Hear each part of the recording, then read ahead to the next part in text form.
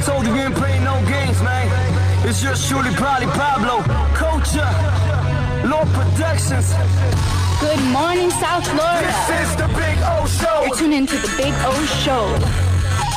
This is the Big O Show. This is the Big O Show. Judge, you tuned in to the hottest sports radio show with Orlando, a.k.a. the Big O. He covers all the South Florida teams, from the Dolphins to the Heat, well, you know what I mean. Monday to Friday, Friday Pablo in the Big O Show. O's on the radio, the top's where we gonna go. Miami, that's the way we roll. Locked on the morning show, we go. No one has a similar show. Talk sports, talk plays, talk live and direct, because nobody do it better than Big O in the set. From sunrise, listen live, it's the best of the best. He's got the fans, got the heat, he's the best of the best. Big O, the only talking sports with a style. Break it a morning, it's Big O-N. Thank you for tuning in, keeping it glued in. Stay tuned, because right here's where the rumors in. Same place, because right here some of them begin. Simply call and just state your opinion. Real talk, sports talks, the Big O Show. Yeah, you love it, yeah, you like it, call him and let him know. Coach and Probably Pablo, now introducing the man of the hour, Big O, a.k.a. Orlando Alcigari. Yeah. All right. Welcome aboard, boys and girls. Time to have some fun on the show. Coming to you live, baby. From, of course, Craig Zinn's Acura of Pembroke Pines. We love you, as always, for tuning in. It's always a beautiful thing. I see Ian from Brooklyn is the first in the chat board. Welcome aboard, all. Joining the chat board, watching on YouTube, downloading the show, like many, many do all over this country, all over the world. It's pretty amazing, the amount of different countries that chime in on the program, which is always a beautiful thing. So thank you all out there. It is Friday. If you want to come on out and join us out here, we're at 15601 Pines Boulevard, just off of I-75 in Pines, where we've been doing our show for 10 years now here at Craig Zinn's Acura of Pembroke Pines, and we always thank them for being great sponsors of our program. Hope everything is well out there. Oh, man, this thing is shooting some cool breeze right now, man. That is nice. Anyway, so welcome aboard. We got a lot of things to talk about today. Believe it or not, I'm always amazed that we're able to come up with a bunch of stuff. I want to focus a little to start off the show and talk a little Miami Dolphins right away. Yesterday, Tua addressed the media and came out in his Fitzpatrick jersey, which I thought it was really cool that he was in the Fitz jersey. And it really wasn't any kind of disappointment, let's put it that way, when you watch what he was doing, because look, this is a guy that says all the right things. We're gonna play the entirety. If you have not heard, because maybe you caught a soundbite or two, or you haven't heard anything from Tua yet. We're gonna play his entire press conference for you guys. It's not a long press conference. It's about 7-8 minutes or something like that. And he goes over several subjects, and I've got some notes. And I'm going to go over like we normally do, and we break some stuff down for you when the football season's going on. So let's go over a little bit of Tua, who addressed the media and talked about several subjects here with the Miami Dolphins. You ready, Bill? All right, let's are you set? Do we have him? Let's see. Okay. All right. Here we go. Bill's going to load it up here for you and get it ready. And then hopefully we'll get it on here for you. But yeah, the board had too much memory in it. Wouldn't take the tool file because it is, what was it, 13, 11? Come on, man. Let's go. I don't care about that. They don't care about that.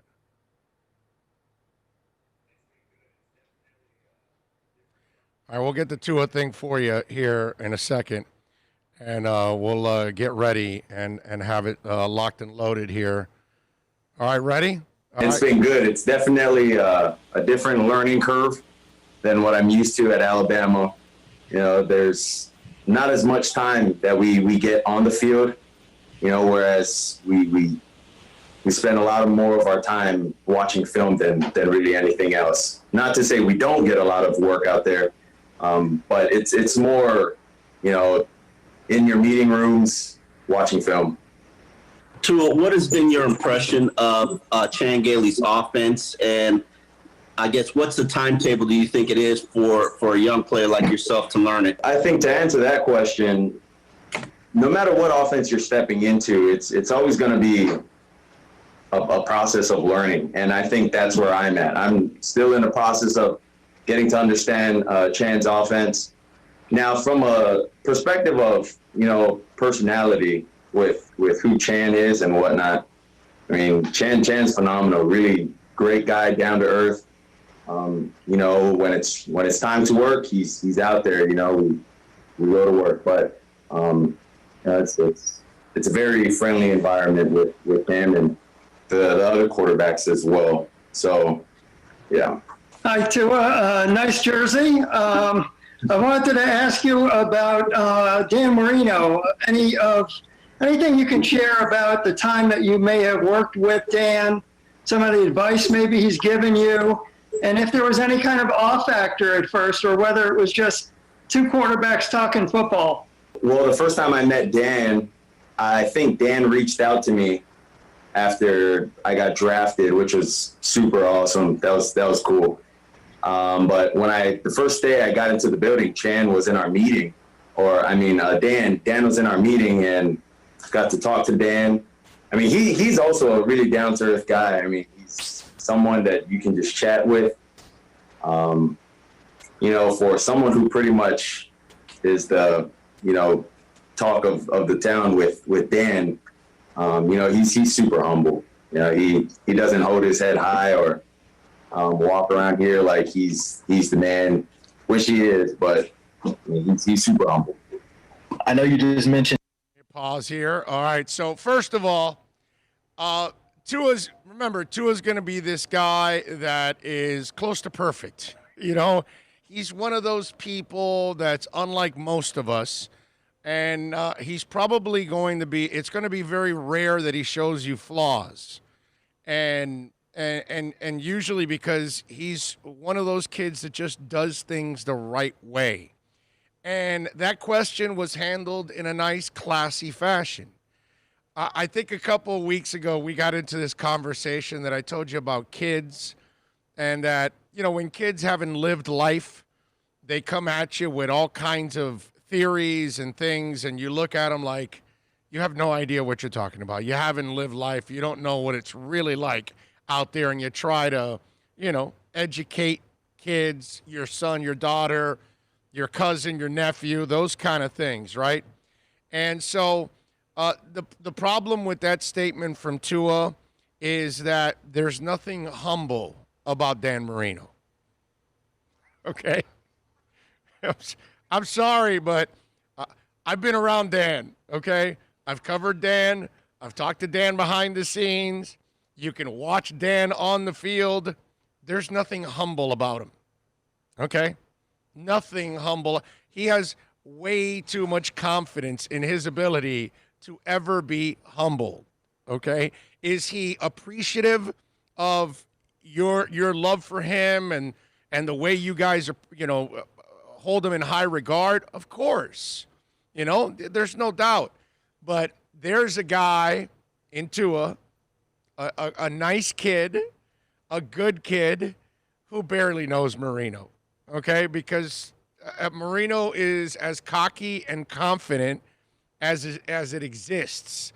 There's nothing humble about him. He's the guy that is going to talk smack. I mean, think about this. Bill, does Michael Jordan you think he's humble? No. You think Larry Bird is humble? No. You think LeBron James is humble? No. No such thing. No great player is humble.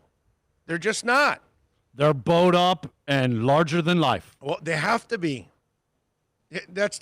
You can't be great and be humble.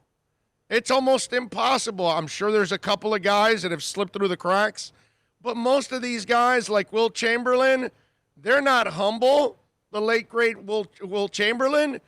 No, nobody's humble when you say you've had a conga line of women of 20,000 in your lifetime. Come on, man. There's no humble in greatness. Greatness knows they are great. That's the thing about greatness. So when he says humble, he might have used the wrong adjective to describe Dan Marino. But being around Dan Marino, there's nothing humble about him, okay? He's direct. He's brutally honest. He's confident. He's cocky. I mean, there's all kinds of things, okay? And he is appreciative. That he is. But humble? Nah. And again, just a great kid saying nice things about everybody, and especially about a guy that he barely knows. But Marino, humble. Go watch. Tom Garfinkel was out in a golfing event with Marino. I showed you that trick, right? I showed you that video, right? The one of Marino hitting the ball straight up in the air. Without looking, he takes out his hat, and the ball drops in his hat. And when he's looking at the camera, he's looking at it with the bravado of, it's going to land in my hat, dude, because I do this all the time because I'm effing Dan Marino. You know what I mean? Oh, and by the way, you can't do this. Right? Yes. Right. So when I heard that yesterday, when I heard that press conference and I saw he's really humble, I'm like, you don't know Dan Marino, bro. There's nothing humble about Dan Marino. All right, let's continue with Tua addressing the media yesterday. Go ahead. Dan, and obviously Miami's a profile city. He's been the man here for a while. A lot of people are expecting you to be the next man here. How do you sort of look at that pressure, and are you ready for maybe all the expectations people are going to put on you? I think for me, my focus right now is just trying to get into the playbook, literally trying to understand what we're doing offensively, and really just trying to build relationships with the guys on the team. I definitely believe that, Coach Flo, Chan, Robbie, all those guys that are going to be making their decisions, they're going to put the team in the best position they think is possible. So if that's me supporting someone or not, that's what it's going to be. Now, let me tell you something. That is the perfect attitude on his part.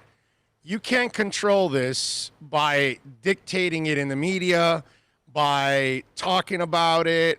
You can only do it by getting it done in the classroom, getting it done on the practice field, and then it translating to a game-like situation. And that's how you're going to climb.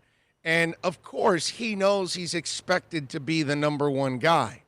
But before he becomes that guy, he's got to dominate the playbook. And one of the things that I loved that he said is that I'm there developing relationships. And relationships are so important. It's really important to be able to connect with people that you work with. You know what I'm saying? And this is a kid, again, he's going to be unlike most of us, okay? I think somebody put, he reminds me of Russell Wilson 2.0.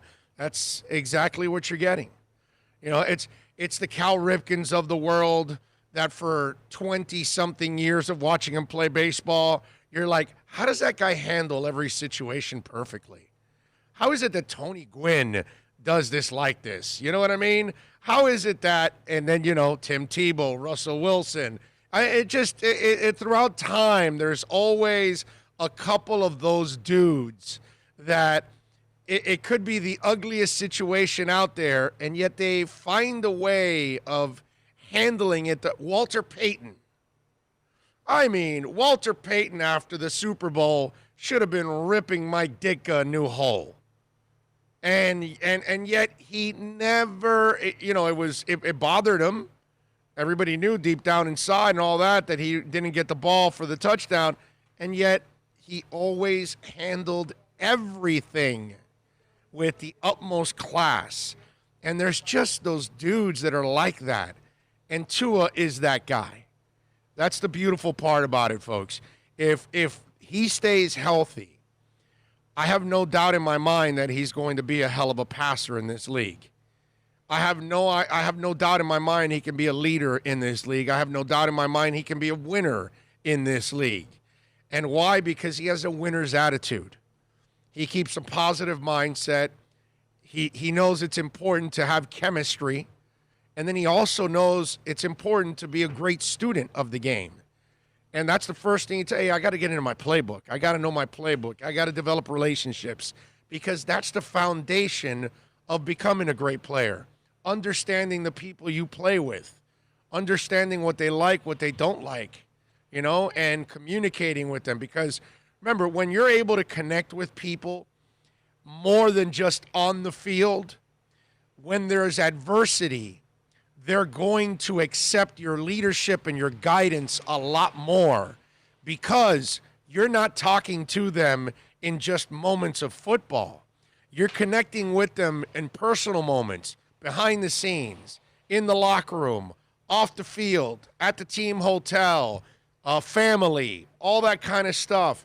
And when you're able to actually care about somebody else as a human being, when there is adversity, and there's going to be plenty in a football team, on a football game, in a football week, in a football month, in a football year, you got to have a good relationship with people. You got to have a bond and a trust with that person. And when you hear, that Josh Rosen is not nearly as sociable and all that, although that's changed for him too. He's become way more sociable as he led all the offseason, throwing sessions this year, because Fitz was out. And so these are things that Josh has learned to become more of. This is something that comes naturally to Tua already as it is. And so this is foundational stuff, and it's really important stuff. It sounds, kind of under the radar, kind of innocent, and it all is. But fundamentally, it's really, really important. All right, go ahead, Bill. Well, what's good, man? I'm liking the jersey. Hey, thanks. I didn't know if you guys could actually see it, but all right. Hey, man, I wanted to ask you, a lot of people know about your faith and your toughness and how battle-tested you are. But in regards to your culture and where you come from with, being Samoan and obviously coming from Hawaii, how do you think that's helped shape you and who you are? And, there's some proud, former Samoans, Hawaiians who played in the NFL, and, for you to, maybe join that line. Yeah, I think football definitely intertwines with the Samoan culture that I come from, with my background, because in our culture, respect is the biggest thing. And in football, respect is almost demanded, from the head coach, from your OC. So it's one of those things where you grow up not knowing, how to talk back to an elder when they, talk to you about doing something. And you learn how to take advice. You learn how to eat, eat getting chewed. When you get chewed out, you learn how to eat it, is what I'm trying to say. And so I definitely think it's helped shape me to the person that I am as well. In that regards, with being respectful and whatnot. Now, that all seems like logical stuff, doesn't it? But the one part of that statement that really got to me was that, I learned how to, you can chew me out and I'm just going to swallow it and move on, or whatever. I'm paraphrasing. But in other words, I can handle the criticism.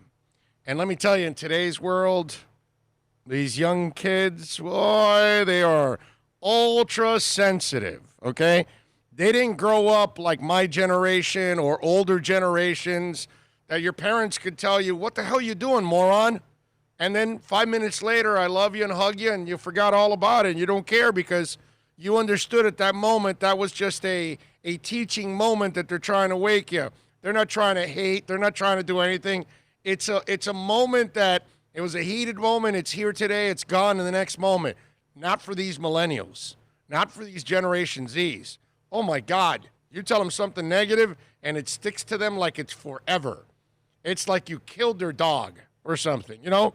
And so to hear him, you know, and I believe that because a lot of the Samoans and people of kind of that type of generation or that type of culture, in other words, they are a tough-minded group. They are kind of old school in a way, still old school to this day is the way they run their culture. Because there's still some of those cultures left in this world that have kind of old school ways. You know what I'm saying? Here in this country, that's changed a lot. You know what I'm saying?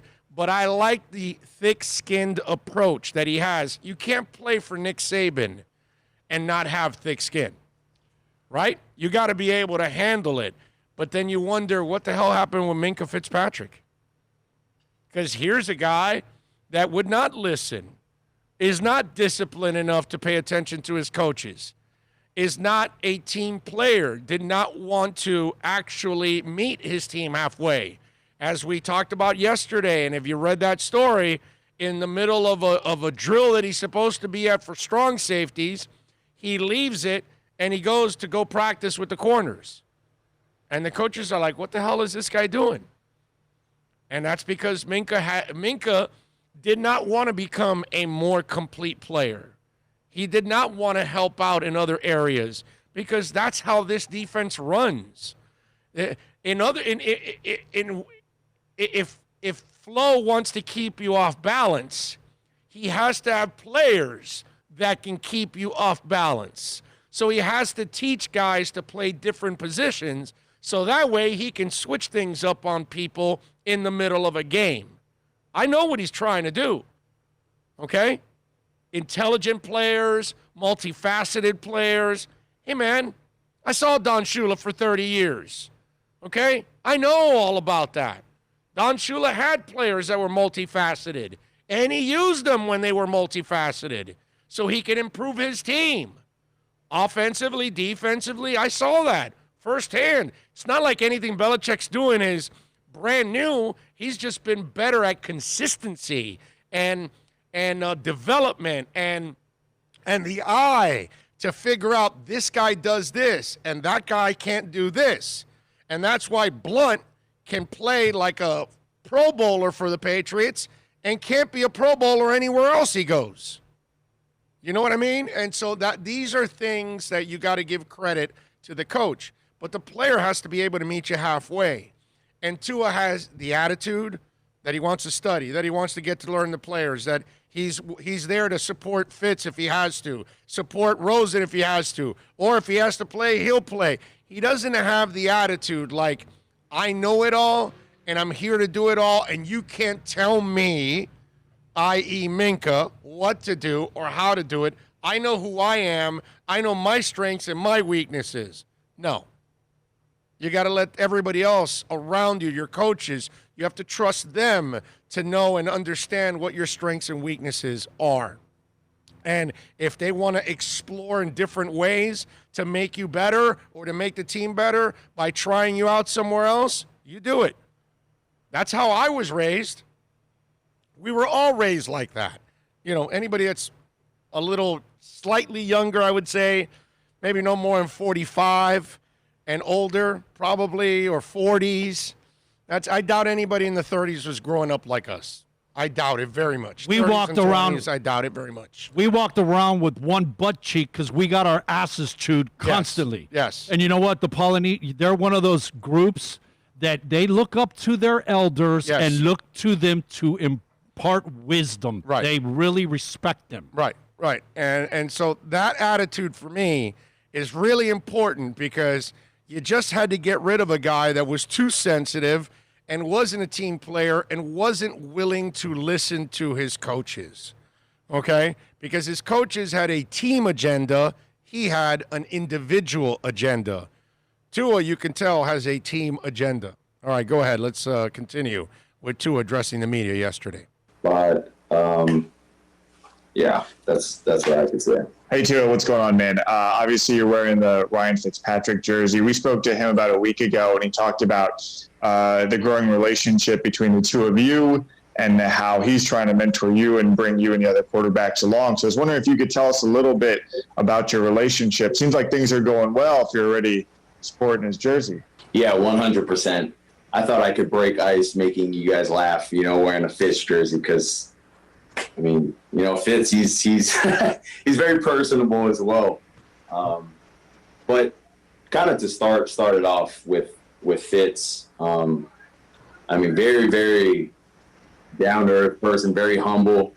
I've got to meet his family like about 2 days ago, and it was pretty funny because everyone, while we were on FaceTime, everyone's just scattered around the house.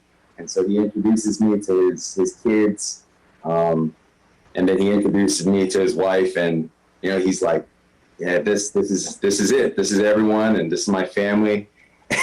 And then, lo and behold, he forgets two of them, and so it's like, man, this man really has a family. He's really been in the league for so long.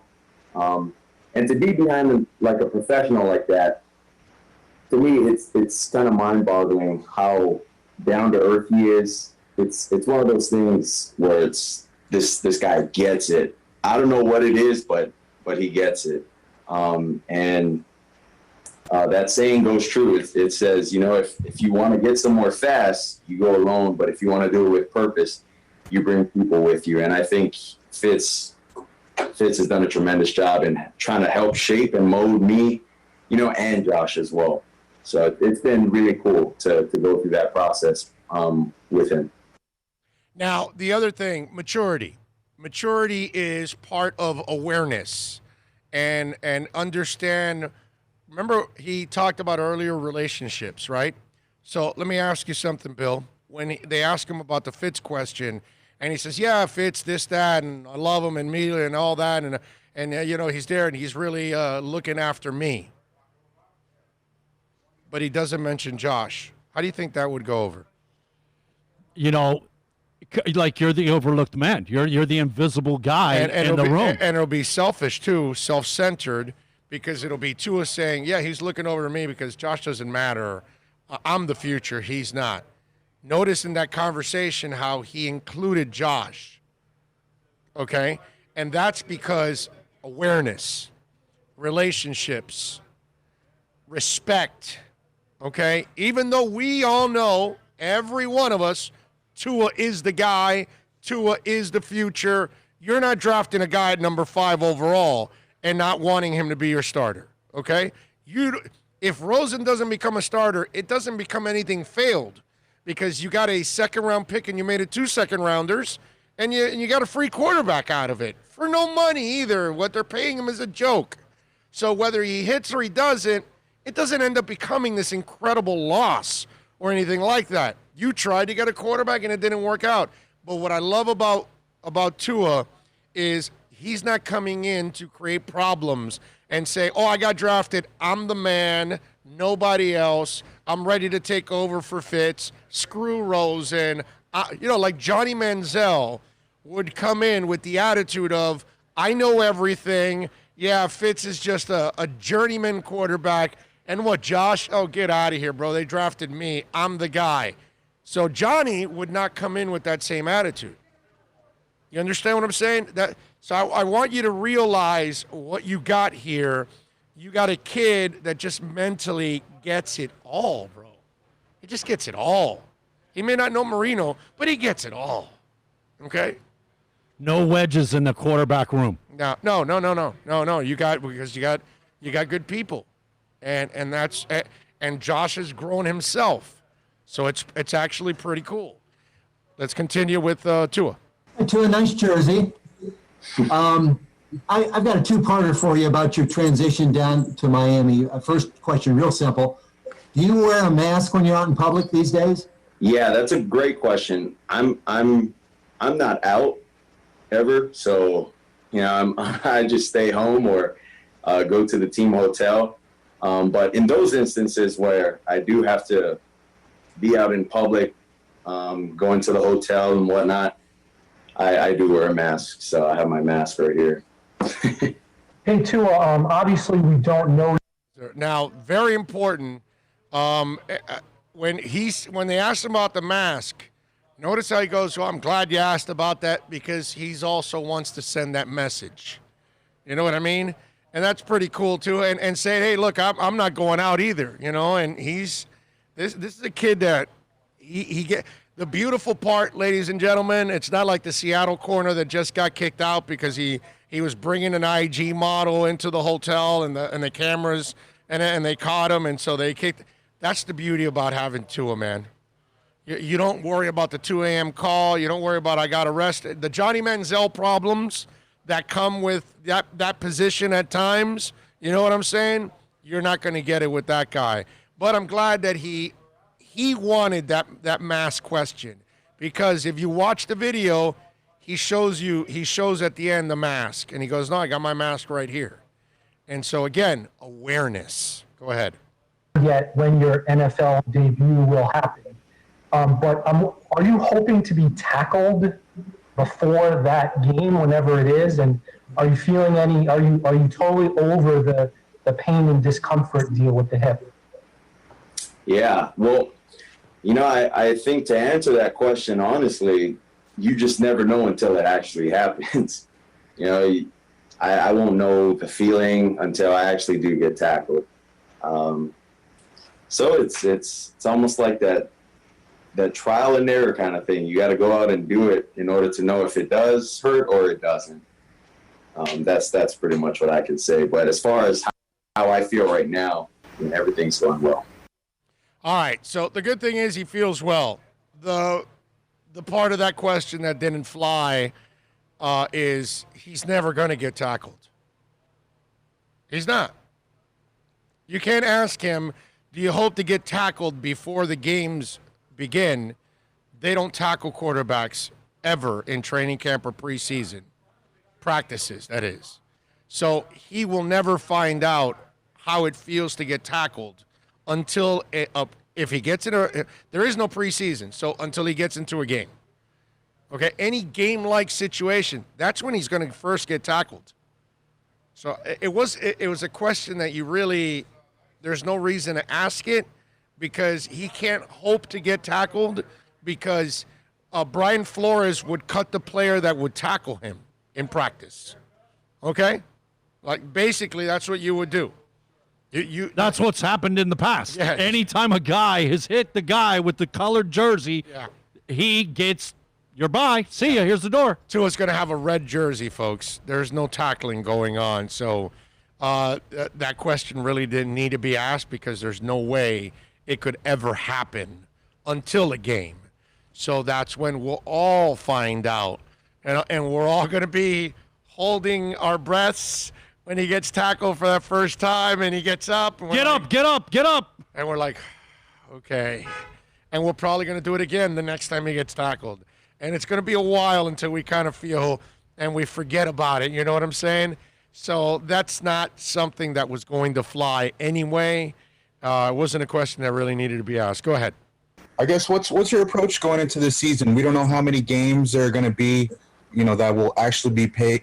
How would you feel if you were ultimately unable to play the season, whether it's COVID related or, Flo wants to go with Fitzpatrick or Rosen? Like I said, I think our coaches, I think they're gonna put the best 11 out there.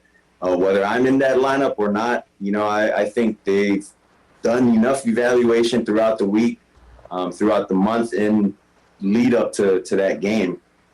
So, in that regards, I know they're going to put the best out there. But to say if we didn't have a season, I mean, I don't think it would just be me that would be bummed. I think our whole team would be bummed and other teams as well, that we don't get an opportunity to play. This is something a lot of people work for. And I mean, it's our job for sure. But, it's also been a dream for a lot of us to get an opportunity like this. And for a lot of the undrafted guys to get an opportunity, that's going to mean something to them as well. Hey, Tua, I'm curious. You were asked. Notice how the question was about him if you don't get to play a season, and yet he talks about undrafted guys, the other teams, all his teammates, coaches, everybody works hard for this awareness, and he refuses it. He refuses to make it about him. The question was all about him because that's all that the reporter asked, a perfect question, because that's what you ask a guy like that, because you don't know if he's going to play or not, because as long as the Dolphins are winning with Fitz, they're going to keep riding Fitz. If you didn't learn that last year, you're not going to, you know what I mean? Then you're probably not wearing masks. Anyway, so I'm just saying, it's just one of those things. And yet this guy, it's about everything else. And rarely does he make it about himself. Go ahead. Earlier a little bit about pressure, and that's something you've dealt with, obviously, in college, being in the spotlight and things. How do you deal with the spotlight now? You know, every Dolphin fan will watch this and say, hey, we can't wait to see Tua on the field playing in that Dolphins uniform. So how do you handle that, the pressure, the expectations that you're the guy for the future? Yeah, I think the best way to handle it is really not pay attention to it. Kind of, if that makes sense. Not being someone who just says, oh, I don't like it, you know, I don't care about it. I understand that it's there, but I just feel like the main focus is just being able to get into my playbook, being able to, you know, like I said, build relationships with the guys on the team and just focus on what we got to do inside of the building. I mean, just like almost every athlete has said, you know, fans are good and fans can be with you as well. You know, so when we're doing good, we're all we got as a team. You know, the fans are going to say whatever, that's all that outside noise. And really, we just got to pay attention to what we're trying to do and accomplish as a team, you know, here in the Dolphins organization. I'm kind of curious if you've really been able to grasp how different the NFL is from college football without having a preseason, without having a full training camp. Is there kind of anyone that's designated to like teaching you the rules or figuring out kind of, hey, here's how we manage the clock here, or hey, here's how we do certain things to kind of get you adapted without seeing a real game yet? Yeah, so that's a great question. Yeah, it's definitely going to be different not having a preseason game.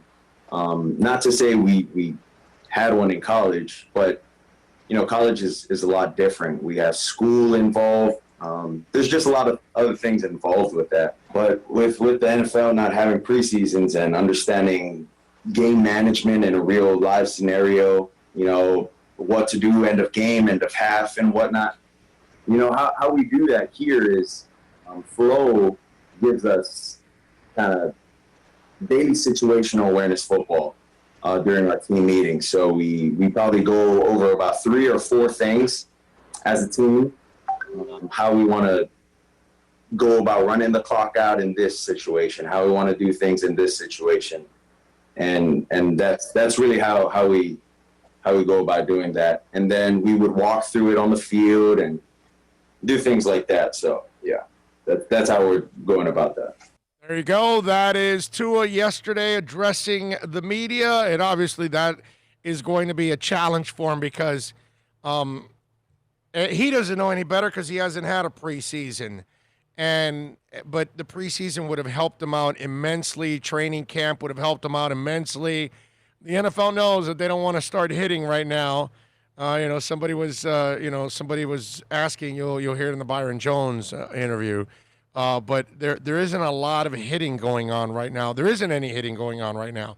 So this is a situation that doesn't really prepare quarterbacks to be set for week 1. That's why when you hear, look, when fans say, "Oh, he's got to start week 1," I get it. Fans are fans. They don't really think about everything. They're just talking about their excitement. But when I hear a former coach or player or current player say, "Oh no, Tua's got to be there week 1," and it's like, there's no training camp, there's no preseason. When I hear people like Brian Billick, "Oh no, he should be there week 1," it's like, dumbass. None of the linemen know where the hell they belong or if they're good enough to start. I mean, think about it. The only returning lineman is Jesse Davis. And can we all be honest? Huh? Because I know that I'm the only one that usually has the balls to actually be honest. I love Jesse Davis as my sixth lineman. Okay? Love Jesse Davis. Sixth lineman. Use him at guard, use him at right tackle. You know what I mean? And now he's learning a little center. Okay, fine. Gardner. We've had other guys like that they've moved around and they played multiple positions. Let's be honest, right? Let's call it like we see it. Jesse Davis is a nice player, a serviceable player, but he's not the guy that I line up and I say, he's one of my 5 nasty guys. He's one of my 5 that I'm going to make a hell of a line. So if Jesse Davis is your only returning lineman and the other 80% of your line is absolutely brand new and never played together and they have yet to hit and the football season is less than a month away, how can your dumb ass start Tua in week 1? You can't, bro. You can't. Guy's not even a year removed from hip surgery. You're going to put him behind a line that's never played together, and that the first time they're actually, like, playing together is in a game? No training camp, no preseason, nothing? Just a couple of practices, and now you go right into the season? Are you kidding me? Does anybody know what the hell offensive line work is? And how difficult it is, and the timing and everything else? Are you out of your mind? They're more affected because of the lack of They're the biggest hit. That is the one cohesive. Those 5 guys got to be wired together, thinking the same, man. They needed preseason and when your offense, more than Tua. Yes. They needed training camp and preseason way more than Tua. And when your offensive line isn't together, you're done. You see it. It stands out big time. You're done. Every play. You're done. That's why you're on dope, bro. You know, it's like I feel like I'm Mr. Hand in Fast Times on Richmond High. What are you all on, dope? I mean, come on. We've been talking about the plot amendment for 3 weeks now. Amazing. All right, let's take a quick break. We are out here at, of course, Craig Zinn's, Acura of Pembroke Pines. We'll take a quick break. We'll come back on the other side. Come on by, say hi. 15601 Pines Boulevard. You see it right here. Right here. See a little white boxer? Of course, you can reach out to us on the text line, 786-322-1105, 786-322-1105. The YouTube chat board. We got some super chat. We got the Twitter at Big O Show. Plenty of things to talk about. We'll hear from Byron Jones, newest corner from the Miami Dolphins, the big free agent ticket this offseason. We'll hear from him next. It's a buyer's market at Toyota of Hollywood. Over 1,500 Toyotas on the ground, and truckloads just keep on coming. Now pay up to 50% less. 2020 Camry, not $29,000, $17,775. 2020 Corolla, not $22,000, $13,775. Buy a new 2020 Toyota with 0 down and 0% financing, or we'll make your payments till 2021 at Toyota of Hollywood, the #1 volume Toyota dealer on 441 between Hollywood Boulevard and Sheridan Street. Are you tired of watching the same old travel videos on the internet? Well, then check out MikeNoGoZones.com, a travel documentary that's breaking barriers. I go to the places that the media tells you to fear, where no one else dares to go. Baltimore, Opelika, South Side of Chicago, and more. Go to MikeNoGoZones.com. America's safest and best-selling compact luxury SUV is at Acura of Pembroke Pines, and this is how we do it. RDX, $339 a month at Acura of Pembroke Pines, the #1 volume Acura dealer.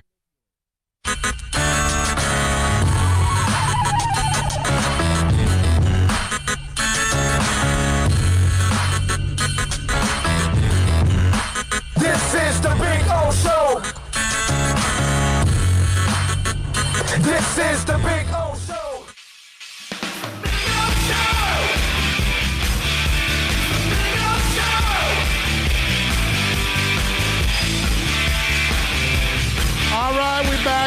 We're back. Hope you all enjoyed the breakdown. We'll do that all throughout the season as we have the press conferences. We'll give you our insight on all these press conferences and everything going on with the Dolphins as we do all season long as well, as long as they're alive. You know what I'm saying? Let's give a little love here to Clee Torres, who gave us plenty of love with a little super chat.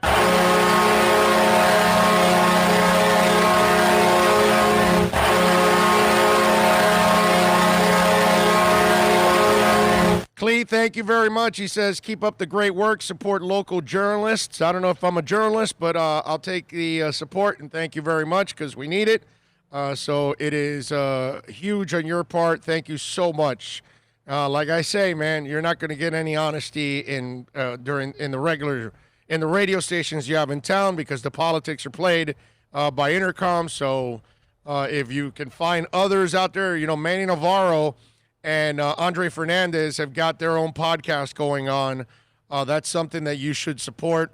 They do a great job. I mean, there are certain people out there that have got, you know, some shows that they're podcasting, and they can provide you great insight and no politics. And it's really, really, really important that you get. You're not going to get it on radio. I mean, if you haven't, you know, it's unlistenable now nowadays because it's kind of a joke on the sports side that you can't get real honesty ever on radio. It's really, really tough, man, with the politics being played.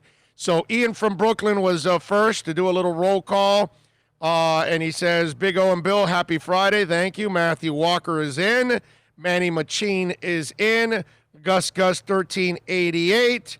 Mark McIntyre says, good day, gentlemen. Julius 305, Patton Asheville, Kelly and John Yo says Chi-Town baby. Let's see, Troy Ortiz, Rosendo, Flipside Fishing. Patton Asheville says, did you hear about the Seattle Seahawks CB who tried to sneak a woman into the team hotel wearing Seahawks gear? Yes, I did. We will get to that story here on the show. Let's see, what else do we have? Mark McIntyre says, Tua, classy young man, very lucky Dolphins indeed. Man of 1,005 holds says, morning everybody, Tua gets it. This is the guy. Robert Triana says, what's up, peeps and peepettes. Clee Torres says, what's up? Let's see, what else do we have here? Dougie Fresh, morning O and Bill, morning fam. Was there any talk about the Boom Boom Room yet? Nope, no talk about the Boom Boom Room yet.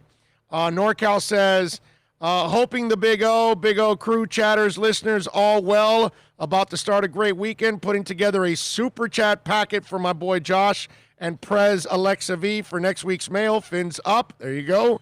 Carlos Madrigal says Tua is the man. He also says, what's up, Big O, from Hialeah, La Ciudad que Progresa. I like it. Bones Z says Minka bitch. Donald Peterson, Big O, Minka was Saban's pet. He was sheltered and cuddled at Bama. Let's see, what else? Wow, Tua's very mature young man. Great observation from Big O. Thank you, Manny. Flipside Fishing. Oh, remember the movie Necessary Roughness? The Fighting Armadillos. There was a scene where the QB met his Samoan roommate. Tua sounded just like him, talking about respect. LOL. Oh, yeah. Yeah, that's right. That's right. Kathy Ireland. Oh, man, Kathy Ireland in that movie. Let's see. Bromar Smelly says Fitz would make a good offensive coordinator. Johnny Boy Zeal wasn't ready for the field. Or Johnny Manziel, but Johnny Boy Zeal. Okay, I got you. Jerry Jones almost fell for that banana. Yeah, you know, you're right. Life's a Gamble says UA now. Next, we need Rose in interview fins up. I don't know what that means, but whatever, okay. Tua sees the whole picture, Big O, like you say, tremendous awareness. That's Herman Cueva. Let's see, what else do we have here? Matter of fact, Big O, Cardinals didn't use that excuse with Kyle, even though, yes, I understand no preseason and going in blind, but the O-line was still bad without a preseason with Kyle. Oh, with Kyler. Oh, with Kyler Murray. Yeah, but they had an off season. There's no off season here, bro. It's a whole different ball game. Don't want a repeat of David Carr's experience in Houston. Marino was put in 6 games into his rookie season, and the line featured Stevenson and Kuchenberg and Newman. No, yeah, well, that line was good. Plus, Marino was a freak of all freaks. Good morning, and he wasn't coming back from a hip injury. Big O and Bill, this is from David Akers and my Fins fam. Hope everybody is staying safe out there. Fins up. Ronald Hubbard says, good morning, everybody out there. Big O land. Fins up in Michigan. Love the Tua audio. There you go. So appreciate all of you for chiming in and checking it out. I figured we would go over what Tua was saying. The other guy that I want to talk about is Byron Jones. Byron Jones obviously was the big ticket free agent for the Miami Dolphins. He addressed the media. A couple things that I want to point out in his interview. It's a short interview. It's a much shorter interview than Tua. Let's go with Byron Jones addressing the meteors. In terms of our defensive style, it seems like we're more man, which is fun. We have the corners for it. We have the secondary for it. I'm used to being out there guarding receivers, running around with tight ends, slot receivers, and X's and Z's. So it's nothing different per se. It's just a different roster, a different system. It's exciting. No. But definitely new. I thought of you when I saw UConn football being one of the first schools to. Okay, here we go. So remember he mentioned that they're mostly man-to-man now. And this is so important. This is why they went after him and they signed him, because you get X back, you draft Noah, okay? Needham has developed, so he can be your nickel or dime guy, depending on the development of Noah. X hopefully will come back, which I'm sure he will, and he'll get healthy and he'll be on the field. They're just not going to rush this thing because they know how important he is. But they also know how important it is that if you want to execute man-to-man, remember, look, those of you that are old enough that experience Pat Surtain and Sam Madison, you know what I'm talking about, okay? When you have two guys back there that you can leave on islands and the safety can cheat up a little bit more and all of that, I keep telling you guys, if somehow we have a football season, okay, if somehow they can stay away from the positive test and the coronavirus and outbreaks and all that stuff, we're going to see a secondary that is going to feast on all these quarterbacks in the AFC East. We're going to see a defense. I think Flo is licking his chops right now, because once he gets X healthy and he has Byron Jones and he leaves those guys out there on an island to take out the better receivers, you're going to be able to have 9 other guys to play. And you're going to be able to, take the run out and force these quarterbacks, which aren't great passers, to try to beat you. And then that's when the turnovers are going to come. I think X will have a career year in turnovers. Byron Jones doesn't really get a lot of interceptions, but I think he might get his share this year because he's got two very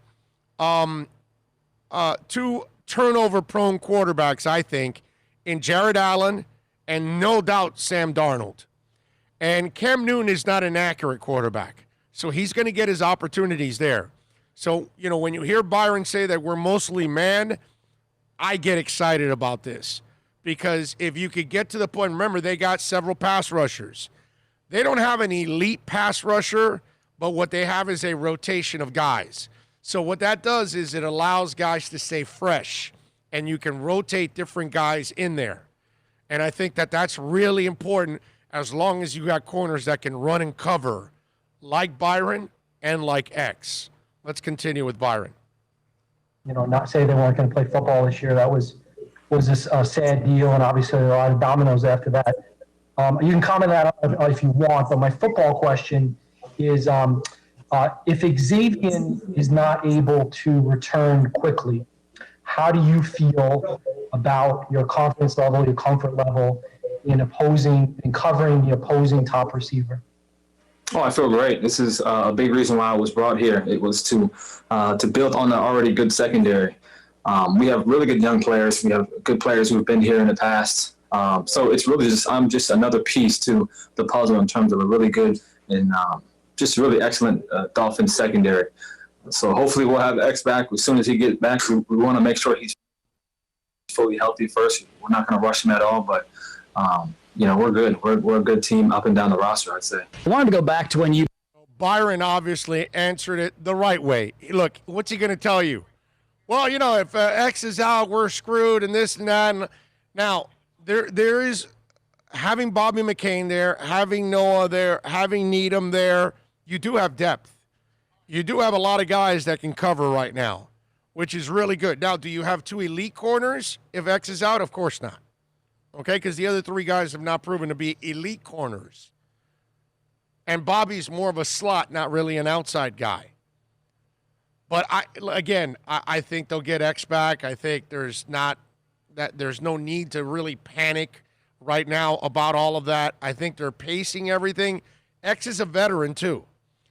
He's going to be able to adjust better than anybody else. Most veterans that have already been in the league a few years, they're going to have a much easier time at adjusting. What you want to make sure with X is that you're not rushing him. You're bringing him along the right way. You're getting him healthy. So when you do have the season roll around, he's 100%. Okay? Now, Miami got by last year without X. And they did a pretty good job overall, especially down the stretch going 5-4 and beating New England on the road in a game they needed. So they have proven that as a staff, you added Byron Jones and Noah to a secondary you didn't have last year. So you're going to be better either way without X. You get what I'm saying? Even if X doesn't play the first week or second, which I don't believe that, I think he'll be there. But you're going into the beginning of the season. Last year, Needham wasn't ready at the beginning of the season. He got better in the second half of the season as he developed. So now you have a better Needham. Okay? You have Bobby McCain there with you. You can put him at the slot if you want. And you've got the kid Noah that you drafted also in the first round. So you are better at that spot right now. Regardless whether if X plays, you are awesome at that spot. If X doesn't play, you can get by because you still have a stud corner on one side and your safety can help out on the other side. Continue, please. You first signed here with the Dolphins. You mentioned that you'd heard great things from around the league about Brian Flores and the program that he's putting together down here and your opportunity of being the leader. I just wanted to get your kind of up-to-date take on how that's going now that you've experienced the atmosphere here firsthand and taking on that leadership role with such a young team. Yeah, no, it's been very exciting to actually be here in person and get to know the coaches, get to know my teammates. This is a young roster. There's no going around that, but that's exciting.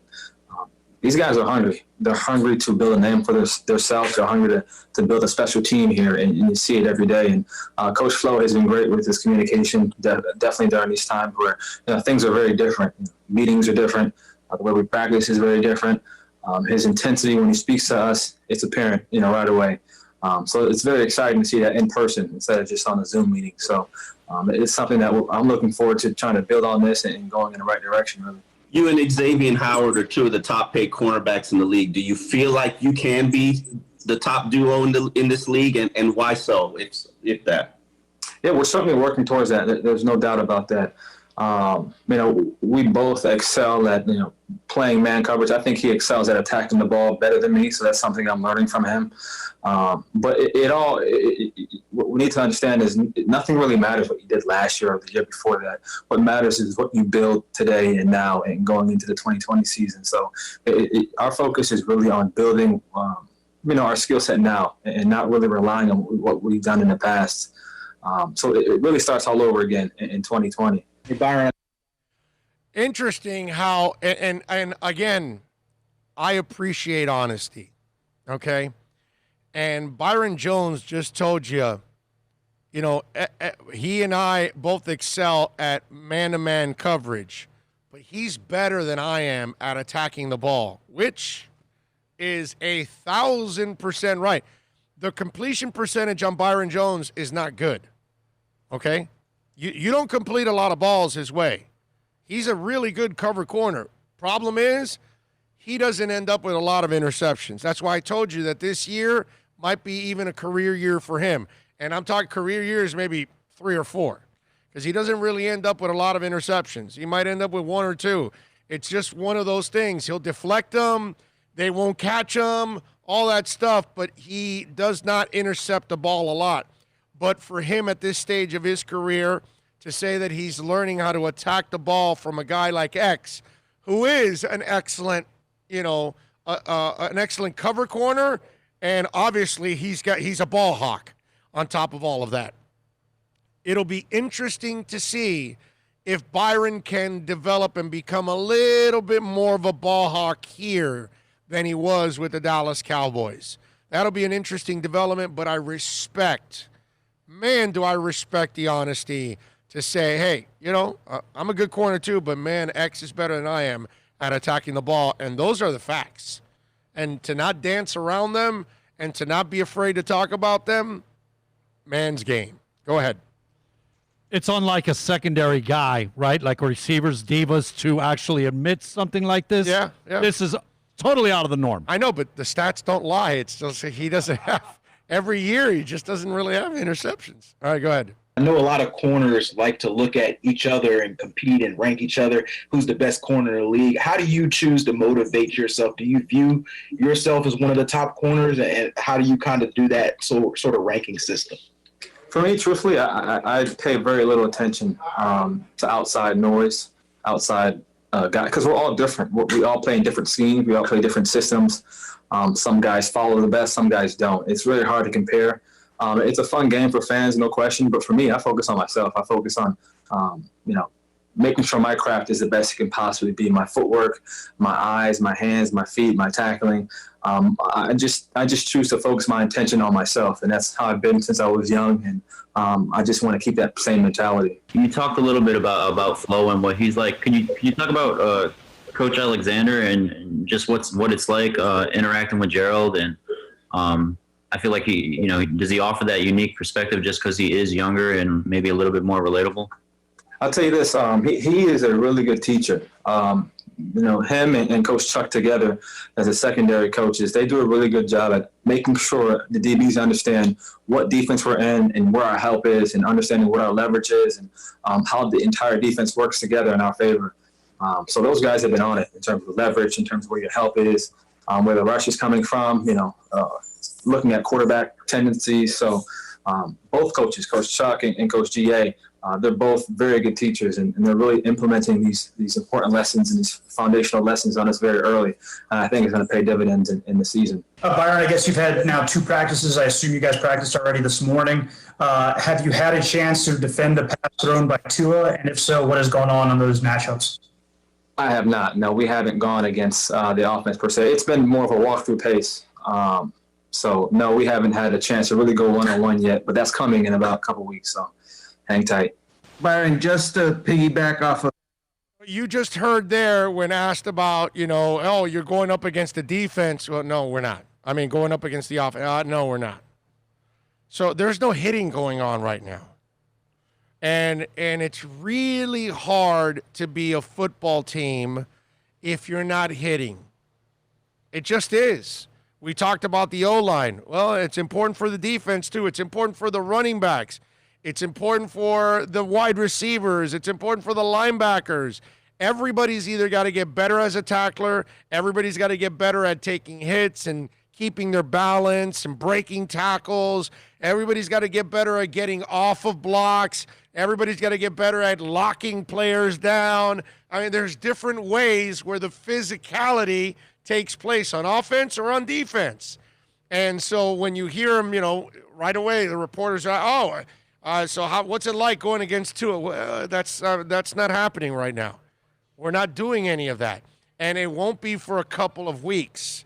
And they're less than a month away from actual games. And I just want you to know that this is the NFL and they're not stupid, okay? They're very smart in this sense. They might be cynical to a certain extent. This is the sport that knew that head trauma was causing problems and kept it away from their players. This is a group that knows that the second they start hitting, the season could be over. So they want to get to the regular season as much as possible. That's why they've eliminated training camp. They've eliminated the preseason. They've eliminated contact up until 2 weeks prior to kickoff. Why? Because they want to see if they can actually get to the season and obviously enjoy that TV money that they already have in their pockets. You know what I mean? And that's the difference. Those owners already have the money from this NFL season in their bank accounts.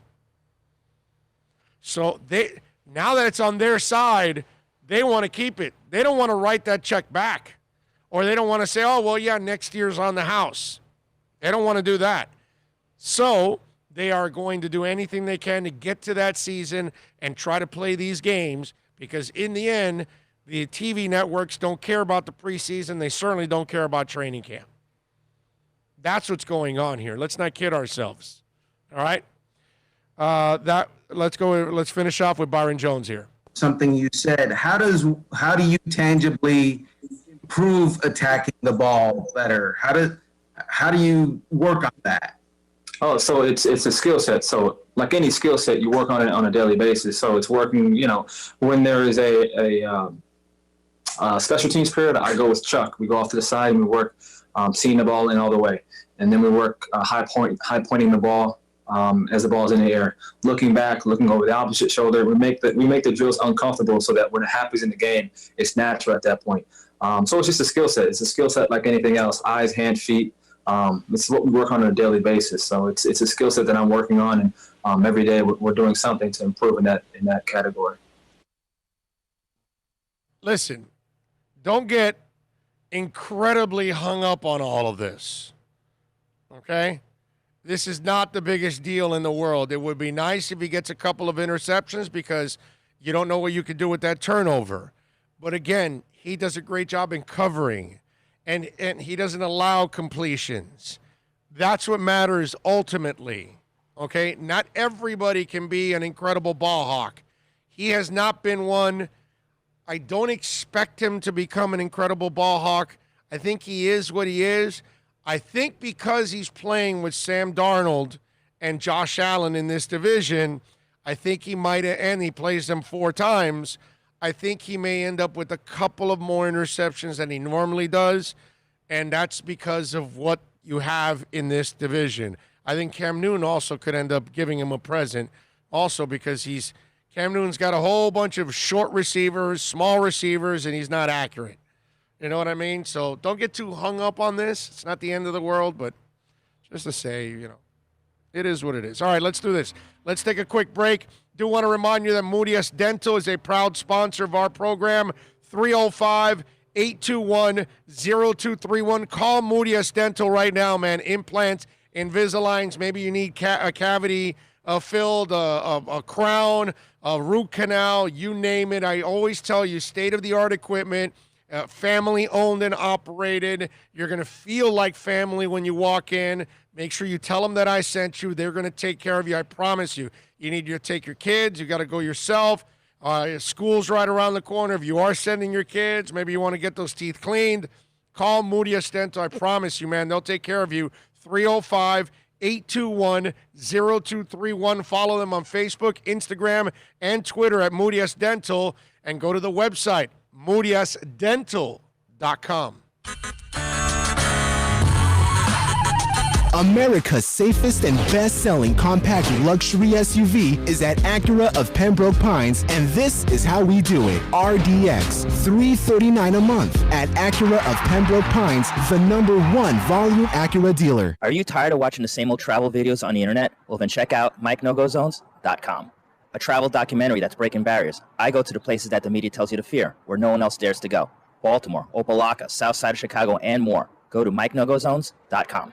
It's a buyer's market at Toyota of Hollywood. Over 1,500 Toyotas on the ground, and truckloads just keep on coming. Now pay up to 50% less. 2020 Camry, not $29,000, $17,775. 2020 Corolla, not $22,000, $13,775. Buy a new 2020 Toyota with 0 down and 0% financing, or we'll make your payments till 2021 at Toyota of Hollywood, the #1 volume Toyota dealer on 441 between Hollywood Boulevard and Sheridan Street.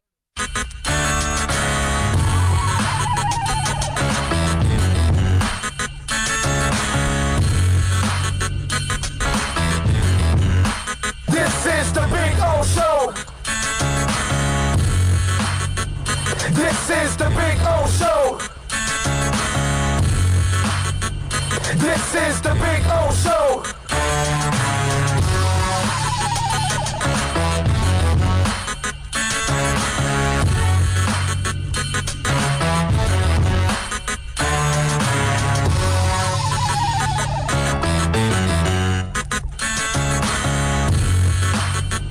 This is the Big O Show. This is the Big O Show.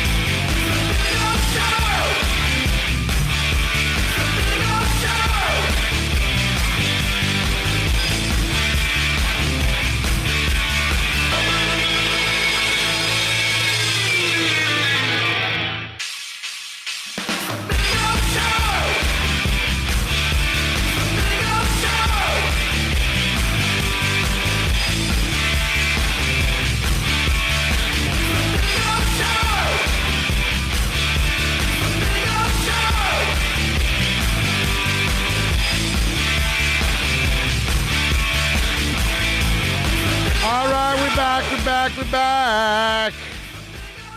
Like we're already like in an hour or two or something like that, I think. Anyway, welcome back. Let's see what we got here on the chat board. We got any questions, any comments? Send them in right now if you want. I'll check the text line too. Let's see. Tua isn't playing only in Madden. LOL.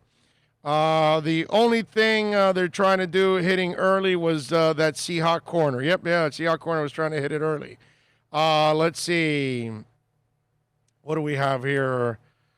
I hope Tua has a bit of a mental has a bit of mental toughness at the professional level when the game is on the line. The great QBs like Elway, Marino, Montana were cool as cucumbers when the game was on the line. I think you've kind of seen that at Alabama, that he's a cool customer, bro.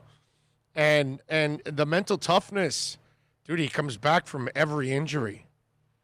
He's a tough cat. He's proven. We just don't want him to come back from any more injuries. That's all. Okay? I don't want any more injuries. But I think Tua's proven toughness. That's out the window already. I'm not worried about that. Not at all. Was it the playoff or the national championship game that he comes in as a sophomore or whatever, his national first championship game, and leads them down the field to 2 or 3 touchdowns, and they win the game? Yeah, because of that kid. Yeah. No, he's talk about ice in his veins, man. That's the national championship game. Yeah. I'm good. I'm good with that. The only thing I worry about with Tua is what I said from day one. The kid's been injury prone. I mean, it is what it is. It's like Joel Embiid. Look at him now. You got another injury. Whatever it is, freak or not, he just seems to get injured all the time. Big O in Dallas. He earned the nickname Byron Hands of Stones Jones. Again, not a big deal, bro.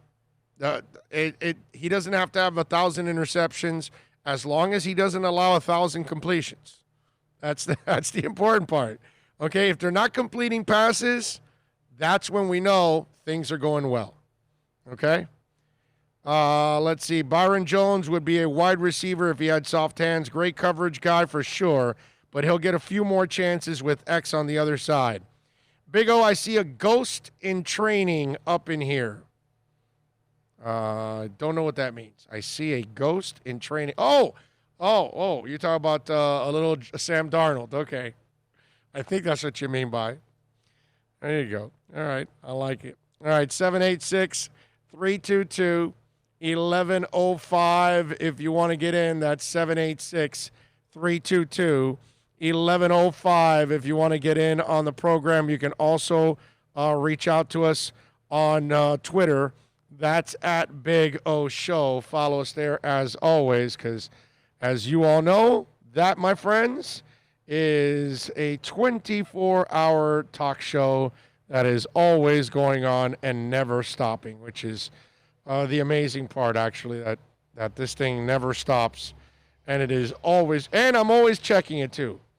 So that's the good thing, that you'll have, I'm always there right around the corner if you go on Twitter and you can check us out. All right. Got a bunch of things to talk about. You know, we talked a little bit about contact and how important contact is in football. And Byron Jones was asked about, well, hey, how is it facing Tua and all that? And he kind of, enlightened the folks and said, we're not hitting yet. Well, right now, you've got Bruce Arians and the Tampa Bay Bucks in their training camp, right? And Tom Brady is throwing all over the place right now, all of that good stuff. Bruce Arians was asked about where Tom Brady is in this whole thing. And it's interesting that he had a comment that kind of follows in the line of Byron Jones. Go ahead. He's probably the least of my worries right now. He's where he needs to be. We need to get more live reps. Blocking and tackling. This game's a blocking and tackling game. 14 days to block and tackle. Is that enough? And I hate tackling ourselves. We don't want to low block ourselves, but we got to get ready to play a game. I think that's the biggest disadvantage, is not being in pads and not playing fast. And Tom will get all his fast snaps and shorts starting tomorrow, and that will help. But it's a blocking and tackling game. It's a physical game. And that is the biggest concern for coaches, for players. It's hard to sharpen your skills if you're not tackling people. And that's why you need the training camp. That's why you need the preseason games. And having said all that, the first month of the season is still kind of sloppy.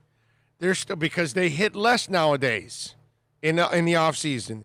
They used to hit a lot more, so you were more ready to start the season. Can you imagine this year with no mini camps, no training camp, no preseason? You're just going to have 2 weeks that is some kind of pseudo training camp, and you're going to be very careful throughout that process, and then you're going to start the season. They have never been more unprepared for an NFL season than they are right now. Bruce Arians, remember, Tom Brady can't move. He's a statue. And so this offensive line for the Bucs is not going to have a lot of hitting either. They're way more established than Miami's line, but it's still going to be, a little bit of a challenge for the Bucs and for everybody else. Defenses are going to be so ahead of offenses, especially lines that have not settled in and all that. That's going to be an issue for them. And they know it.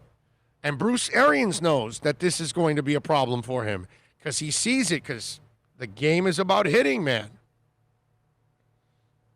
And so that not so worried about throws, but worried about the physical aspect of the game. There's going to be a lot of mistakes made early on, man. And I don't even know if we'll get to the point of good football, because the virus might end up taking over. That's the scary part. Myron chimes in with a little super chat.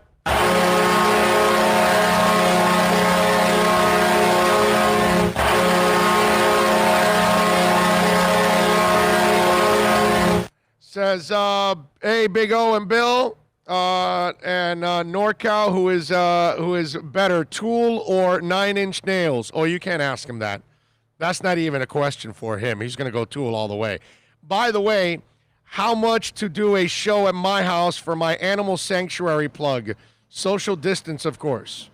Do you really have an animal sanctuary plug? Are you serious? And by the way, when are you coming over so we can talk about it? I've got your YouTube band here. I'm here till 2 o'clock at least. It's burning a hole in his bag. Like 2:30. Yeah, dude. Like, when are you coming over to get the YouTube band? And then we'll talk about your animal sanctuary. Like, what do you have? Like adoptions and stuff like that? What's the deal? You got to tell me, Myron. What's the deal with that? I didn't know you had an animal sanctuary. For sure. I would love to do something like that. I got no problem with that. With little contract, the start of the season will be like Wild West. Defenses will dominate because they are always ahead of offenses. Yes, Pat in Nashville. You are correct, sir. NorCal goes, Myron, not even close in my opinion. Tool. Message me. I got a packet for you, brother. There you go. So you do have adoptions and everything. Wow, okay, that's so cool. No, I definitely would love to help out, bro. Yesterday I actually had to rush out of Toyota to go down to Doral and meet my wife there because we had to get our 3 little dogs vaccinated. So we were down at Doral with Flora and company, getting our doggies vaccinated. We had to get our 3 little dogs vaccinated. We got our big girl vaccinated, I don't know, it was like 7-8 months ago, right before the damn pandemic. And now we had to get the little ones vaccinated, so we will do that. Okay? So when are you coming by? Huh? Myron, when are you coming by? And thank you for the super chat. Very nice of you, as always, Myron, for being an incredible supporter of our show for so many years. But you got to come on by, bro, right here. 15601 Pine, right off of I-75 in Pines. Okay? You get off, come by, say hi. You're out of here. You can go, and you got a new YouTube band that is waiting for you, bro.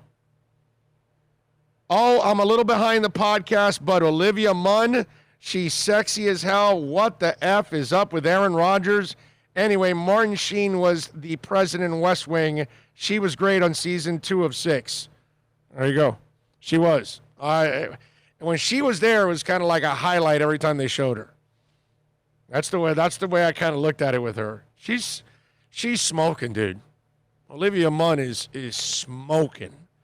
You know, she is like, I don't know what's wrong with Aaron Rodgers either. I don't know if I would ever have sex with the lights off if I'm having sex with Olivia Munn. Are you kidding me? Who doesn't want to see those eyes? Come on, man. High watt spotlight. Oh, Lordy. All right, 786-322-1105 if you want to get in on the text line. That's 786-322-1105 if you want to get in on the text line. Many ways to chime in on the program. Did you see what Steve-O did? Steve-O taped himself to a billboard. He duct taped himself. Well, not him. Obviously, he had people do it for him. But he was duct taped to a Hollywood billboard to promote a new comedy special called Gnarly. Now, I got to tell you, I've had Steve-O on my show, and he's a super cool guy, very personable, very honest about all the things that have happened to him, bad, all the stupid things he's done in his life, everything. I mean, it's hard not to like him. But I will tell you this, I can't watch any of those shows. It does nothing for me. The Jackass and all that, it does nothing for me. You know what I mean? I remember talking to him about stapling his scrotums to his leg and things like it does nothing to me. You know, I just kind of find it so ridiculous that I can't find it really entertaining. You know what I mean? It's it's kind of like when I tune into sports radio and I'm expecting to hear sports radio, and then all it is just screwing off the entire time and just laughing at sometimes bad jokes or whatever, and it just and I was like, isn't this sports talk? So it's just one of those things that does nothing for me. And this is one of those that does absolutely nothing for me. You know what I mean? Although I'll have him on, and I don't mind talking to him and talking about, his life and everything else, because it is interesting.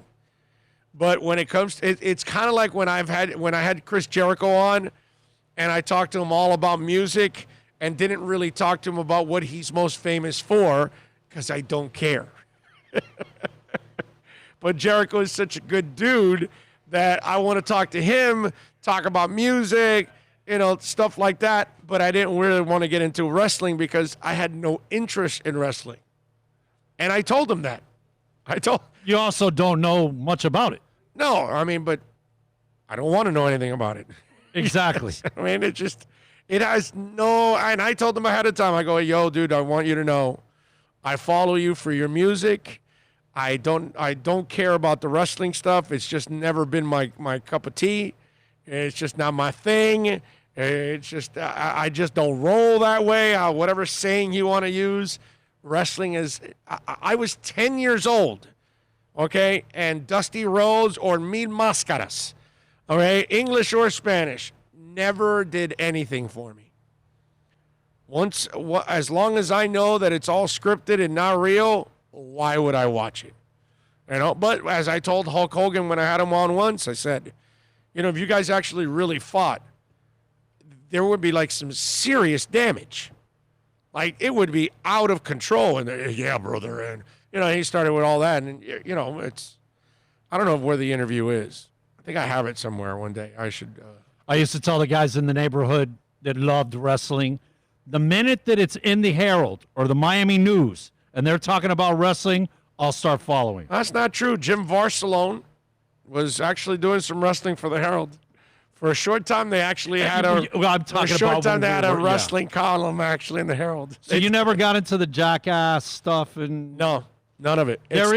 It's never done anything for me. Dude. I never got into it myself. Like some of the stuff, like why would you want to, out of a fire hydrant, blast sewer water all over you? Yeah, no. Sorry, but there was this one. It was during the movie. I believe that they go and rent a car and don't take out the insurance and go back to return it. And I want the insurance. Of course, dude, you got to see it. It is hilarious. Okay. There's no way you will not laugh. Rent a car, no insurance. They bring it back. It's destroyed, totally destroyed. Now they want insurance. That's fantastic. That is fantastic. Police and firefighters, by the way, were called out in the middle of a pandemic and raging fire season, because it is Southern California, to free a jackass who pasted himself to a Hollywood billboard. Only in the movies, kids, or in this case, a real-life promo stunt to promote Gnarly, the new comedy special from Jackass star Steve-O. In the latest incident, Steve-O and some assistants duct-taped himself to a billboard at the busy intersection of Cahuenga Boulevard and Yucca Street in Hollywood using several layers of black duct tape. The wrap covered him up from chest to thigh, leaving him shirtless, barefoot, and able to socially post to Instagram. I'm attached to a billboard right now, Steve-O wrote on Instagram, and I want to emphasize that a team of real professionals rigged everything safely. There is zero chance of me falling, and that's important to me, that we're not wasting any valuable city resources on this. I'm happy just to hang out. Now, the stunt was let out to the world to know about the project that I worked so hard for, he wrote, referring to Gnarly. Still, he complained of being sore after 90 minutes. Police came out to survey the scene. They say they're not sure if I'm committing any crimes. I don't think so. I paid for the billboard, Steve-O said. Hopefully nobody gets too upset. Finally, firefighters came responding to a call at 9:35 a.m., helped him unwind and climb down. A lot of resources were used, said L.A. Police Department commanding officer in Hollywood Patrol Division Brian Bixler. We were trying to keep them to a minimum for the fire department, but definitely the fire department has a lot of rigs out here, and it takes a lot of resources away from what we should be doing, making people safe. No charges against Steve-O for the stunt. The comedy special is available for streaming on Steve-O's website. So that obviously brings, and he's got a popular podcast now that he's doing. Again, he's a good dude. But I will say this, in today's world, and with the fires raging in Southern California, and with the pandemic, this wasn't the time to pull a stunt like this. And then you pulled city resources, so that cost the city money to bring those firefighters out to you, where, God forbid, they were needed somewhere else.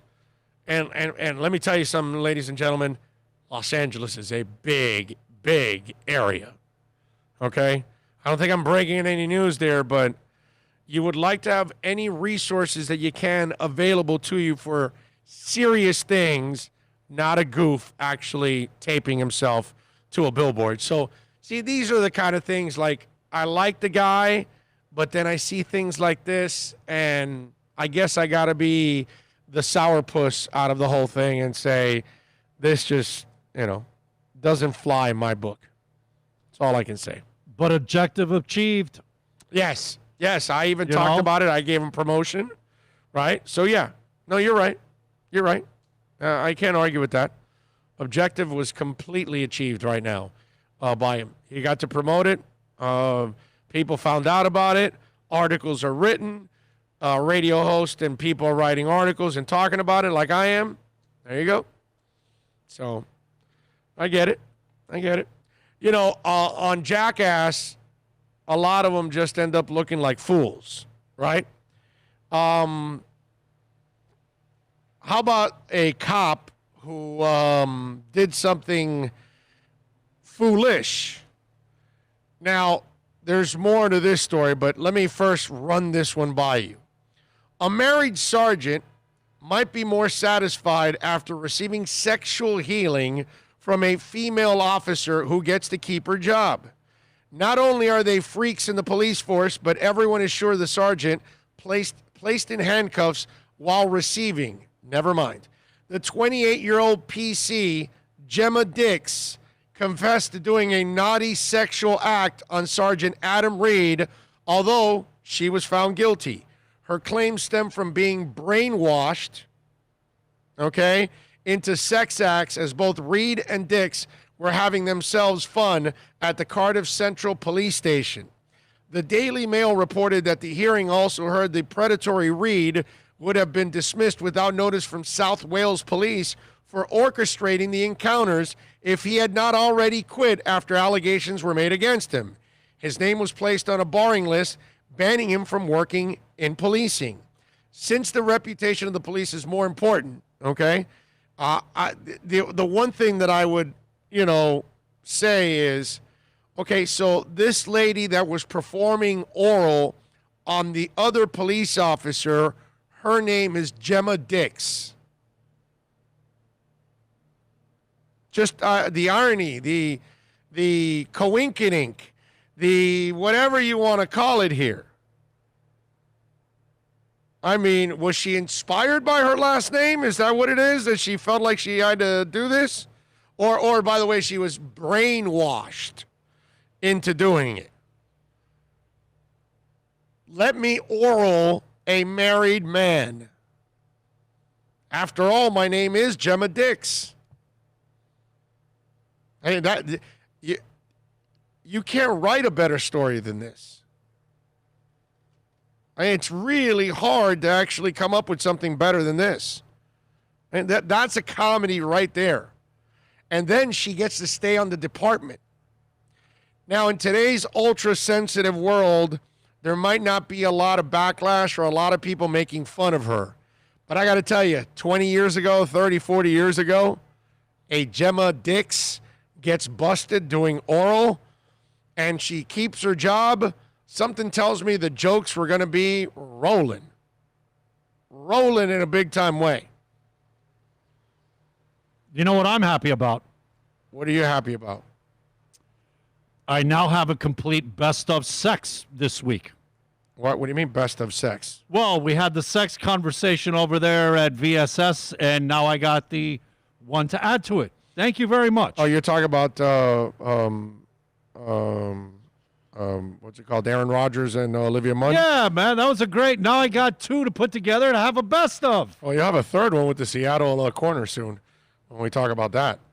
All righty then. Gemma Dix. Busted. Pleasing. Are we going to have Dr. Her Ruth? last name. Is Dr. Ruth joining our show at any point? Maybe. Could happen. Steve-O is not a good comedian. He is good at testicle abuse, though. Yeah, it's kind of... You're not really a comedian when you're just, like, doing stupid things to yourself. You know what I mean? But he is a nice guy. I will say that. I like him personally, actually, because I've interviewed him twice. Because he is an interesting guy. And he's gone through a lot, by the way. Unacceptable. Putting things in your anal cavity. Like bottle rockets. I'm sorry. There's just no reason. There is a double-digit million people in Los Angeles hate to live there in a pandemic. Oh, man, that's why New York was the worst place to have the pandemic. Because those people were on top of everybody. And once you get that's why we say football is going to be a problem. I mean, because they're all over each other. Social distancing is an oxymoron in New York. Yeah, Rosendo says, agree, Big O. Waste of taxpayer money for stupidity. Yeah, Man of 1,005 Holes says, LOL, are we sure this isn't on Pornhub? I'm not sure. But listen, the email is orlando@bigoradioshow.com. If it is on Pornhub, send me the link. That's all I'm saying. Send me the link. We have Dr. Ruth on this phone. Yes. Send me the link. If you find it, send me the link. I don't mind. I will check it out. I mean, the name Gemma Dix, I mean, that's just... That really right there, it doesn't get any better than that. Okay? What do they talk about all the films being out there in California in the Valley and stuff? Yes, Vivid she needs and all to be that. out there in California. Yeah. Yeah, she should move from London and go to California for sure. Well, speaking of sex, Kima Silverand is a cornerback on the Seattle Seahawks. And the cornerback was actually trying to lure a woman into his room or bring a woman to his room, an IG model. Now, this is an undrafted free agent. Tom Pelissero writes, the Seahawks cut rookie Kima Silverand this week after he was caught on video trying to sneak a female visitor into the team hotel, per sources. Clear message on the responsibility everyone has in the NFL's COVID-19 world. Put the team at risk, suffer the consequences, right? The woman, by the way, was wearing Seahawks gear in an attempt to disguise her as a player, and I'm told it did not work. Clearly, it did not work, right? And so this kid has to understand that he's not DK Metcalf, okay? He's not Bobby Wagner. He's not Ethan Pochich. He's not any of the important players on this team. This is an undrafted rookie.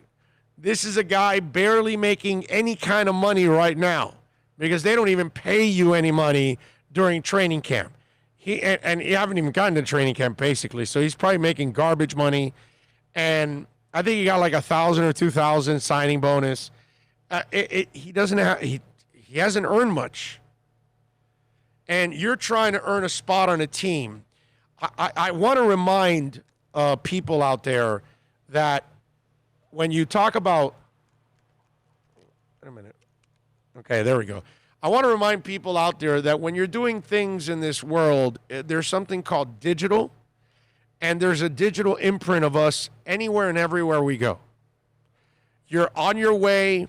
Your cell phone is pinging as you're going along and traveling. They can find out where you were. Your GPS in your car can tell you where you've been. There are cameras in every corner of intersections. There's cameras in the hotel that you're staying. There's cameras in the elevator. There's cameras out in the pool area. There's cameras everywhere you go. There's somebody carrying a camera everywhere you go. You have to understand there's a digital imprint of everything we do. When we send a text, at what time, from where. It all can be found out. It can all be figured out. And I'm still trying to figure out or understand how people don't understand that. And then you're in a team hotel, dude, and you're trying to sneak a woman in. What do you think you are? Do you think you're actually smarter than they are? You're in the middle of a pandemic, and you're willing to bring some hoe in just because you got a bang. And it shows you that a guy like Kima doesn't really care about his career nearly that much, because, for a lack of a better term, wool will always be there. You can find the wool at any time you want, dude. First, make the team. Make the money. Go Scarface, okay? First you get the money, then you get the power, then you get the poo. You see what I mean? That is the woman. First you get the money, then you get the power, then you get the woman. You didn't pick up on what I did.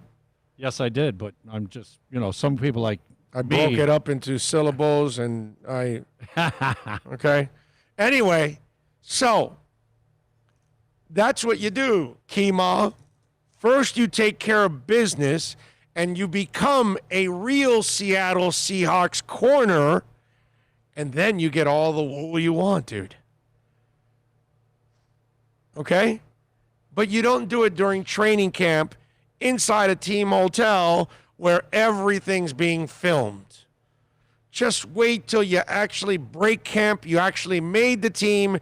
You're making a little money. Now you have your own apartment, and you can have your IG model go visit the apartment. Okay, Kima? But of course, when you do something this stupid and you don't realize you're not Bobby Wagner, see, Bobby Wagner would get in trouble.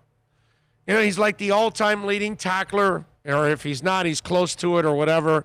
The guy has like 7,000 tackles every year. He's a tackling machine. He's been a great player for them for a long, long time, been a great draft pick. He's a leader in that locker room. Okay, so if he screws up and does that stupid thing, he's doing it out of, I'm locked in, I'm the guy, whatever, I thought I could get away with it. Okay, slap on the hand, fined, maybe suspend him for a game if you want to go to an extreme, but you're not cutting him, is my point. You will not cut Bobby Wagner. You will not cut DK Metcalf. You are not cutting Ethan Pocic. If you're a stud on that team, you're going to deal with it another way. But when you're Kima Siverend, dude, you got to understand who you are. You're Kima Siverend. You're a nobody. And that to me, in order for you to actually go out there and you can't wait a couple of weeks till camp is over. Just I guess, you're playing with your teammates during the day. Go play with yourself a little bit at night, bro, and that's it. Just whatever. Little personal exercise. Priorities just a little screwed up. Just a tad screwed up, and didn't really understand it. Become a real Seahawk cornerback, and then you'll get all kinds of IG models. You have to carry around a stick to beat them off, man. Yes. They'll be throwing themselves at you. Man, gotta tell you. There you go. Now you got your third segment for your sex segment. Agree, Big O. Waste of taxpayer money. Thank you, sir. Oh, you have to hear the live show of Metallica on Howard. Okay, I will check it out. I was going to check it out yesterday because the video's up on, I think on YouTube. I'm going to do it. Clee Torres goes, Jenna Dick's photo. Meh. I know. But she walks around with her pocket knee pads on, ready to make people happy. Hey, listen, her name is Jenna Dix. I mean, that, you can't, it doesn't get any better than that. Who got caught giving oral? Jenna Dix. Who's in trouble for handcuffing a man and servicing him? Jenna Dix. Who's the only cop on the force busted for a sexual act and still on the force? Jenna Dix. Who enjoys oral? Jenna Dix. It's like a commercial. It's like a promo for Jenna Dix. Next time he needs to use his hands. That's right, Rosendo. Ian says, lost his job and the chick because now you broke. That's true. That's very true, Ian. That is so true. Yeah. Yeah, because the IG model ain't sticking around now that you're an unemployed wannabe NFL football player. Yeah, no, you're right. I mean, so if you're getting IG models in the NFL, if The Rock starts the XFL and Kima goes to the XFL, what do you get? Reddit models? I don't. What's the lower level from IG models? Is a Facebook model lower than an IG model? Or is a Facebook model too much for an XFL player? Which one is it? Or do we have to go back? What was that? Craigslist, right? Was that the one that had all those issues with people selling themselves, right? Was it Craigslist? So it's a Craigslist model for the XFL. Is that the one? But I think they eliminated that, right? I think that you can't do that no more. No, wasn't there, was it Backdoor? Wasn't that one of those sites that were actually like... Backpage. Backpage, you are correct. It's horse. I mean, they basically, that's what they were doing. Yes. Escort, yeah, okay. Yeah, so our boy Kima will move down from NFL IG to XFL Backdoor. Or Backpage. Or was it Backdoor? Or maybe you go in the back door, but you find them in the back page. I don't know. I don't know. I'm just... Question is, do you have to do any sneaking? I don't know. Maybe. You never know. How long is this segment already, by the way? What have we done so far? This actually is short, 35. All right, there you go. All right, let's take a quick break.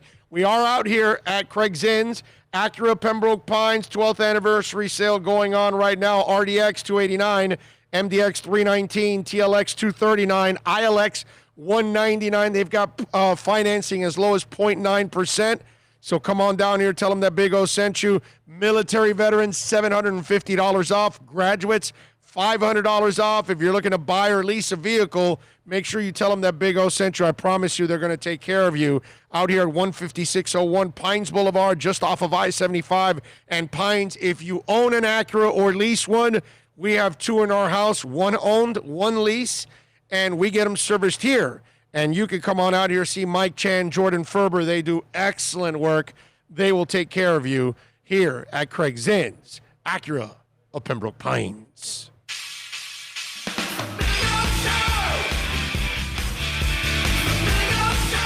America's safest and best-selling compact luxury SUV is at Acura of Pembroke Pines, and this is how we do it. RDX, $339 a month at Acura of Pembroke Pines, the #1 volume Acura dealer.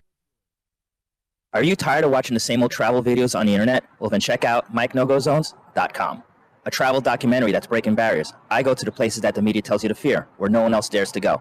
Baltimore, Opelika, South Side of Chicago, and more. Go to MikeNoGoZones.com. It's a buyer's market at Toyota of Hollywood. Over 1,500 Toyotas on the ground, and truckloads just keep on coming. Now pay up to 50% less. 2020 Camry, not $29,000, $17,775. 2020 Corolla, not $22,000, $13,775. Buy a new 2020 Toyota with 0 down and 0% financing, or we'll make your payments till 2021. At Toyota of Hollywood, the #1 volume Toyota dealer on 441 between Hollywood Boulevard and Sheridan Street.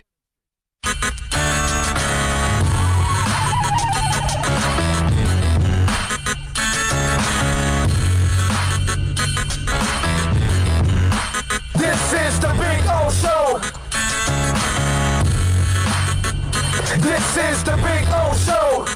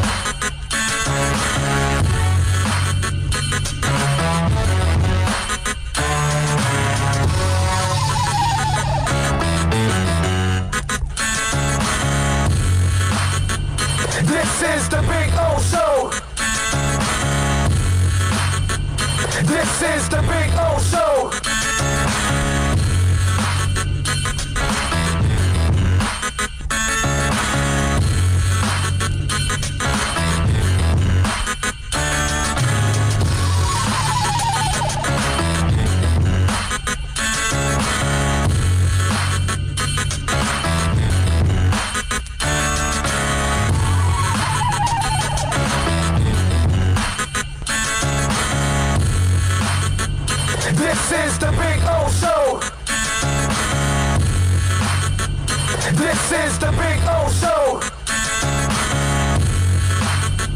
This is the Big O Show. This is the Big O Show.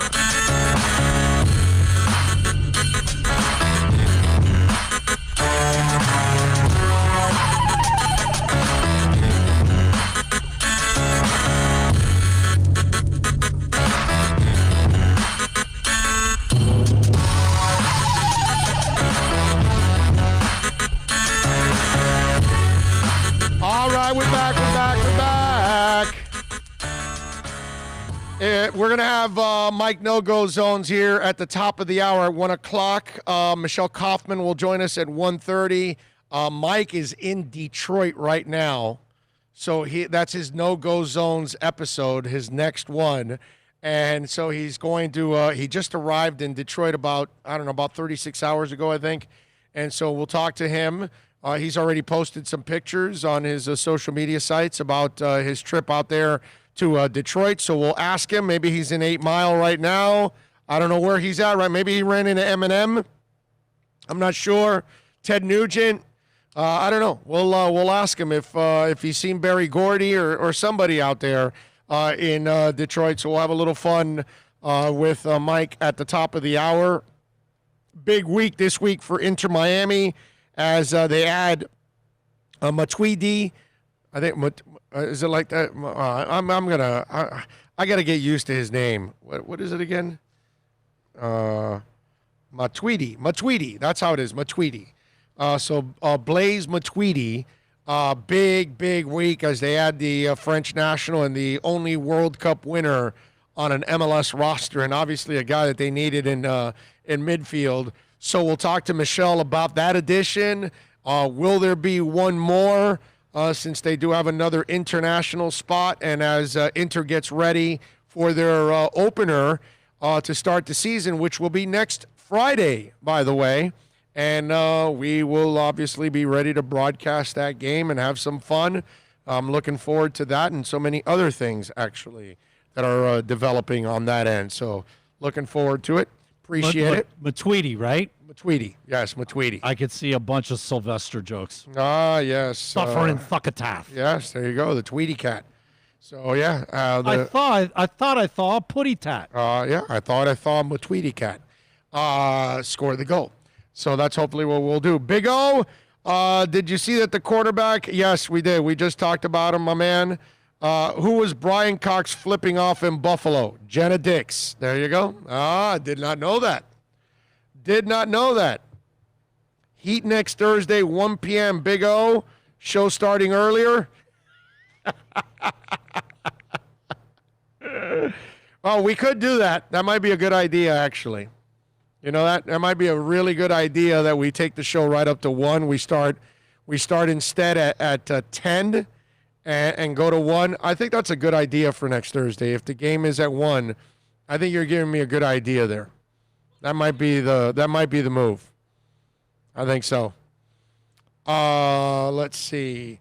What else do we have here on the I got a bunch of other things that I want to get to music-wise too, but we're going to reach out now to Mike Ferlino and get him on, and so we could talk a little no-go zones with him, since the no-go zones for him is over in Detroit, man. That is a place that most people would not go to. You know what I'm saying? So to see Mike out there and working his way in Detroit, and that'll be his next episode. It'll be interesting to see how he what kind of information and what he develops from his experience out there in Detroit. Remember, Mike's already done pieces in Opa-locka, South Bronx, Chicago, New Orleans, Baltimore, Syria, Miami Gardens. So now he's going to Detroit, and he told me he was going to wait till the end of the pandemic, but he obviously has not waited till the end of the pandemic because he is full go now and he is all over the place, and he's going to Detroit now. So we'll talk to him about his trip to Detroit and the start of his No-Go Zones episode, which obviously he'll spend a couple of days there giving people a different view of Detroit that you probably never knew about, because that's what happens when he talks about Opa-locka and Miami Gardens in your own neighborhoods here in South Florida. And for those of you that live in Chicago or Baltimore or wherever you're listening, Mike gives you a really good perspective of some of these places that they tell you you cannot go to. So remember, you can follow him on Twitter at mnogozones.com. The website is mikenogozones.com. Mike is always kind enough to join us here. He is in Detroit. Mikey, how you doing, my man? Hey, Big O. Thanks for having me on again, man. I feel like I'm part of the show. Yeah, you are part of the show, my brother. There's no doubt you're part of the show. So, Detroit. Now, first of all, what inspired you to go and make this episode in the middle of a pandemic? Because you might get a different feel for Detroit than what it is, pre-pandemic or post-pandemic. No, absolutely. I mean, everyone's walking around their masks, and every venue I've been to so far, it's been open air. Like I went out last night, it was a rooftop lounge type of place, and obviously being out in the open air, it's not so bad. Chances are I won't get sick. But I guess I just got tired of sitting at home. I mean, I can't travel internationally, so I decided to concentrate more on our country, America. So I've been wanting to go to Detroit for a while to film an episode, and finally I figured, what better time than now? Why not? Yeah, you can't go abroad because they don't want us anywhere. They've all been out, because it's a shame. The American passport used to be golden. Now it's no good. Yeah. Oh well, I mean, it's the way the virus is running. So it's nice to hear what you just said, that most people are wearing masks. That's actually yes. That's nice to hear that they're being responsible there in Detroit. Yeah, they are. And let's say, all the restaurants are complying. Like, for example, when I had dinner last night, they closed off some of the streets and put the tables outside. It's actually like a very European vibe in some of the places here. All right. Now, with that being said, I'm actually calling you right now from the abandoned Packard car factory. And it is creepy here. Imagine something like out of the Saw movie or Silent Hill, the zombies coming out. That's what it looks like. Okay. Wow. Okay. It's pretty wild here. This is not the neighborhood I'm staying in. Packard, as you know, used to make cars back in the day. The factory got shut down, but the factory stayed behind. It's this massive hulk of a building. It's easily a kilometer long, and it's falling apart. And it looks like something out of like a backdrop to if I was a band or a rapper, I would definitely use this as a backdrop, let me ask you. There's a lot of abandoned warehouses in Detroit, aren't there? Because there's a lot of businesses that have abandoned the city of Detroit, unfortunately. And is it visible? Is it something that you see a lot while you're driving around? Yeah, you do see it. Now, not every neighborhood. Downtown Detroit has kind of went through the same thing, and it kind of got rebuilt. A lot of people that were creative, like, hey, I got an abandoned building. What can we do with it? Let's put in a brewery. Let's put in a distillery. Let's put in an art gallery. And that's what happened to downtown and midtown Detroit. And the neighborhood I'm staying in is called East Market. Same thing happened there.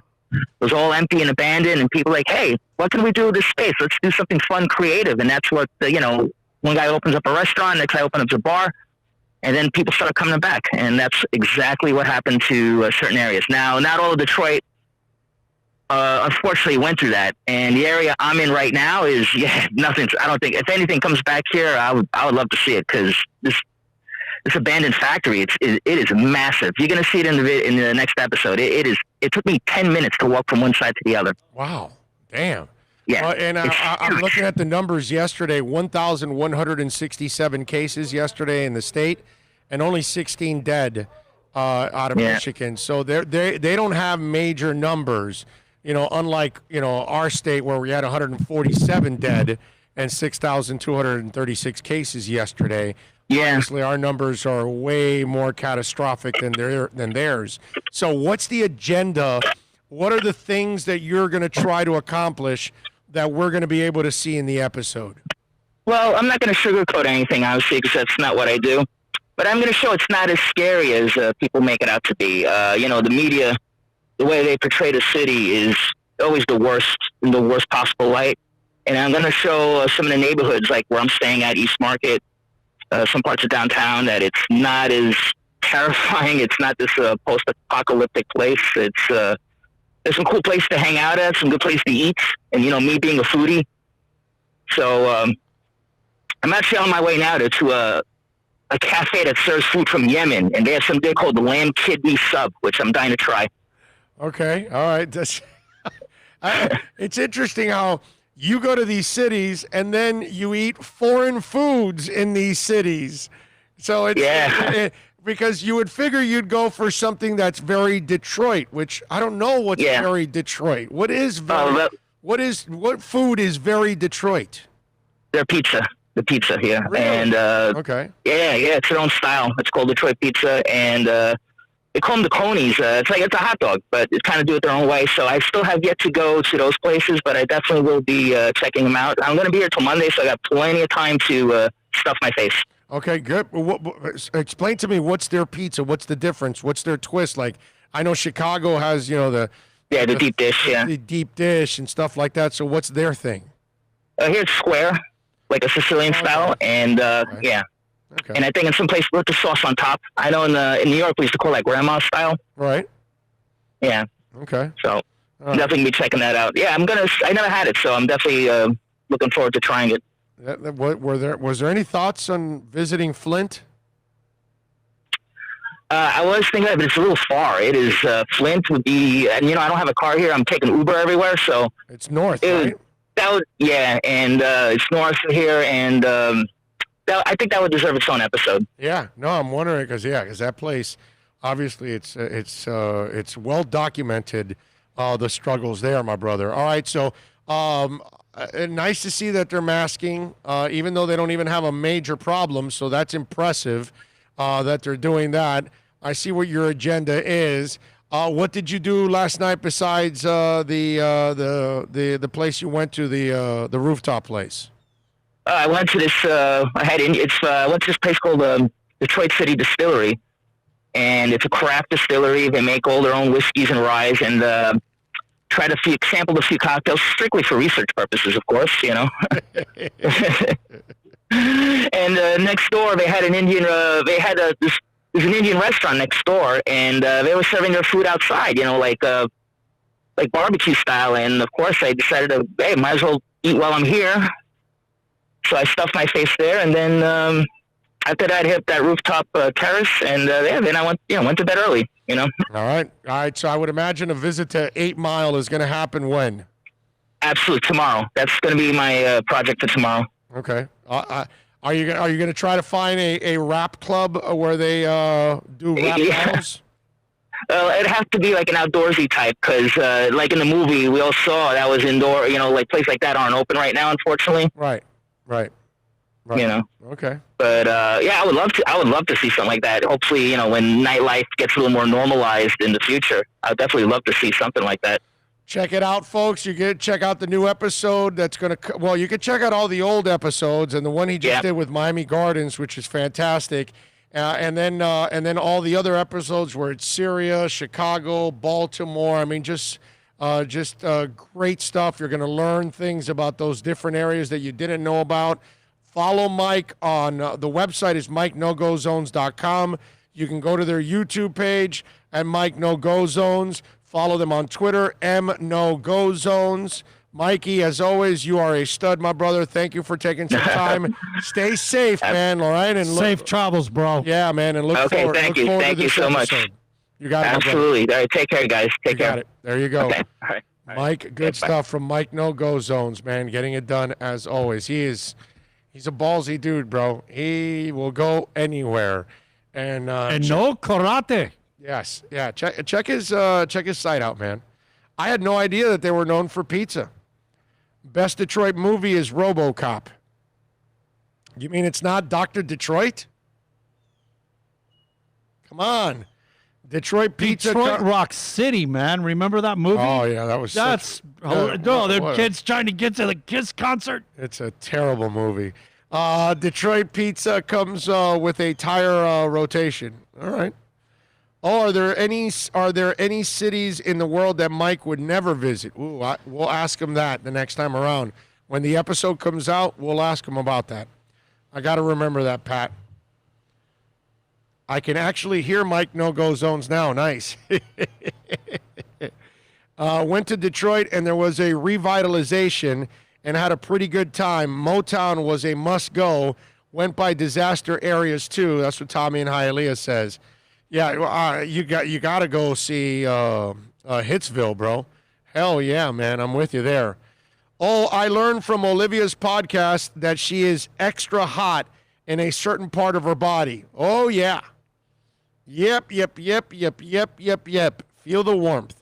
Mike is going to get himself jacked up. You see Mike, you know he's not there to hurt you. He's actually there to do something positive. So I think most people see that. You know? Because Mike is a good dude, man.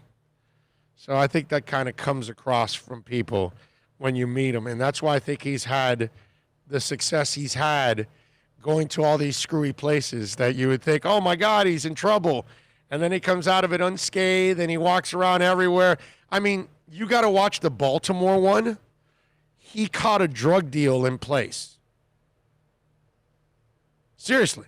He'll turn a corner, right? And it's about half a block down, and you'll see a car pulling up and then a guy coming off the sidewalk to then do the exchange of whatever the money for whatever drug he was selling. And Mike was filming it, and he was like, uh-oh. And when after he filmed it, and he kept walking right through them. And then one of the guys was like, yo, what are you doing?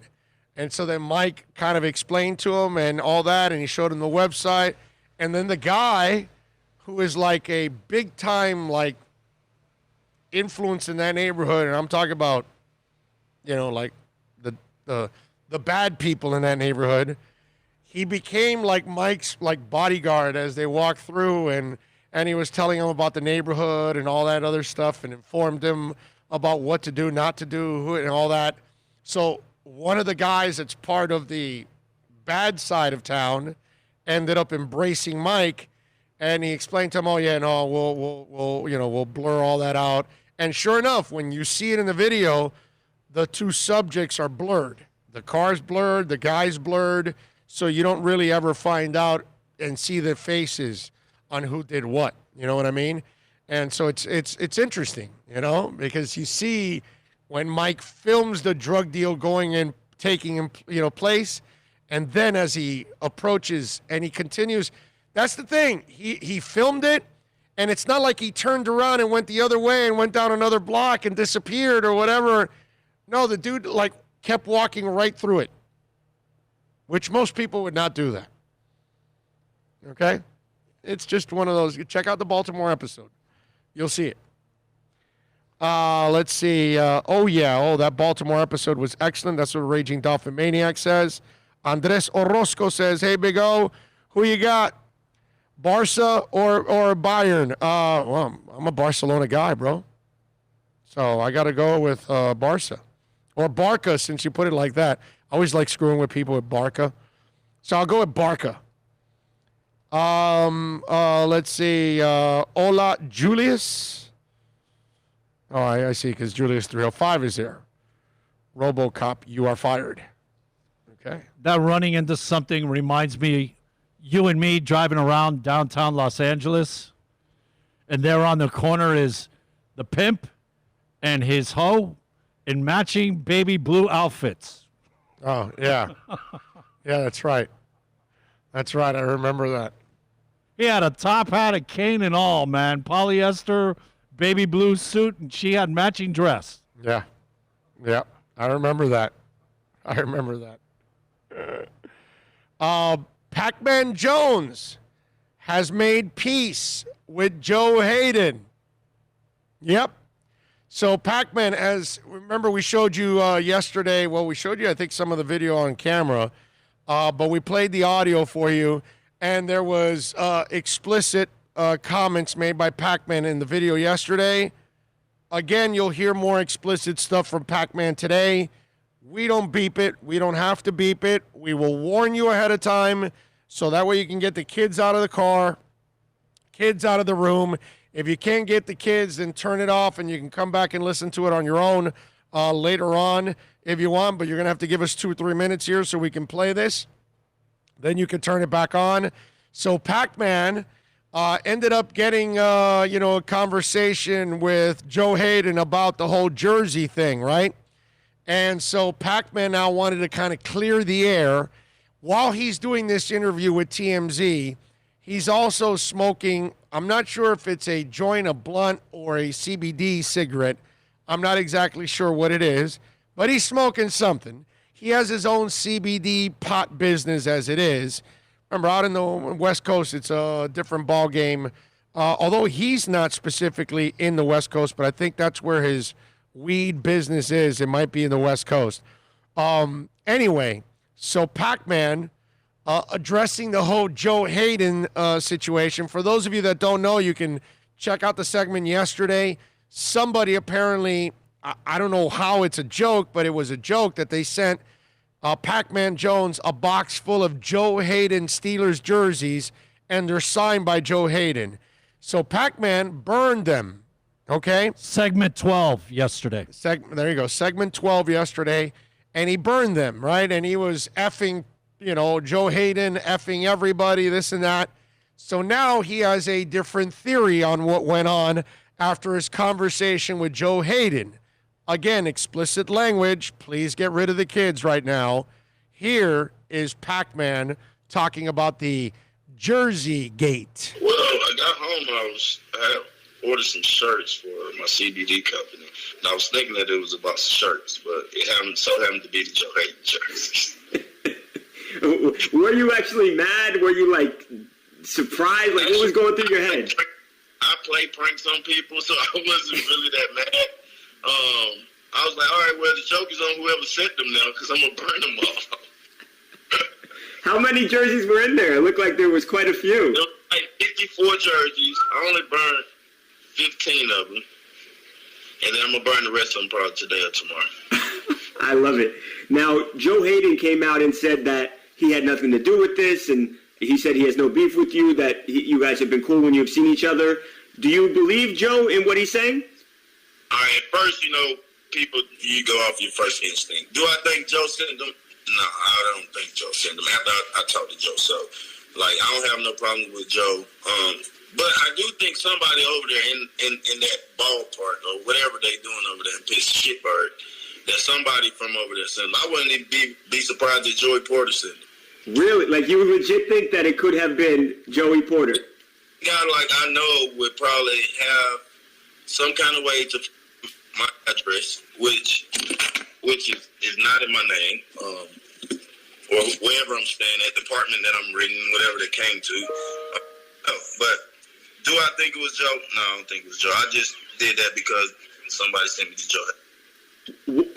Adam, what did you say to Joe when you guys spoke? And did he reach out to you? Did you reach out to him? How did that conversation come to be? Well, actually, he DM'd me. But me and Joe cool. His agent had something to send to my agent, but like I told my agent, I wish I could have talked to Drew Rosenhaus. I would have told him exactly what he put in that letter. I would have told him that times 10 to himself. I'm not a big fan of Drew. Okay. I have no problem with Joe.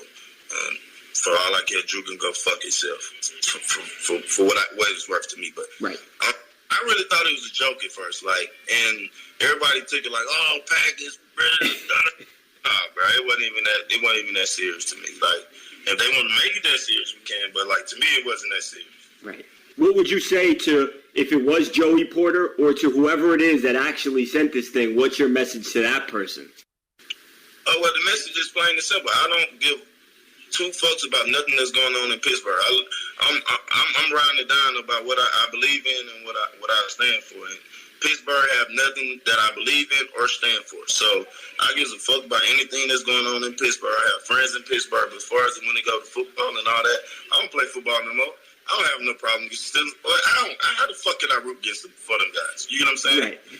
You can't. More of a horror thing, but as far as hard feelings, man, life too fucking short to be worrying about orange and black or fucking yellow and black. You know what I'm saying? Yeah. Like, I just thought it was funny. I thought it was first I thought it was a prank, and then I was like, oh shit, they think it's funny. So hey, how about let me make the joke on them? First of all, Joey Porter was fired in January by the Steelers. So he's not with the Steelers. So I'm not sure what Pac-Man is saying. I don't know who sent him the jerseys. Apparently he had a conversation with Joe Hayden. And Joe doesn't look like the guy that was going to say it. What I want to know is, what's the inside part of this joke? Because even Pac-Man doesn't get it. Because it just doesn't make any sense that you would send them those jerseys. Now, if somebody sends Giannis a box of LeBron jerseys, and they send LeBron a box of Giannis jerseys, with the whole MVP race and all that controversy going on, I can see that. That's kind of funny, right? Messing with people that way. But in this case, I'm like, I just don't find the joke. You know what I'm saying? Now, if maybe somebody sent Pac-Man a whole bunch of keys that allow you to get out of handcuffs, and they say, hey, next time you get arrested, since you've been arrested about 10 times in your career, you might need these keys the next time you get cuffed. That way you could actually get out of your cuffs. You know, that kind of stuff. Now, that's a joke. May not take it like a joke. He may take it personal. But I'm just still trying to figure out what the joke is. Because it just doesn't seem like a funny joke. Now, he made it funny with his reaction and burning the jerseys. And I told you yesterday, I thought there was like 5 jerseys. He burned 15 of them. And I love how he says there's like 54. There isn't like, there's like 40, there's like 50. But when you say there's like 54, you literally counted that, dude. Okay? There's exactly 54. Okay?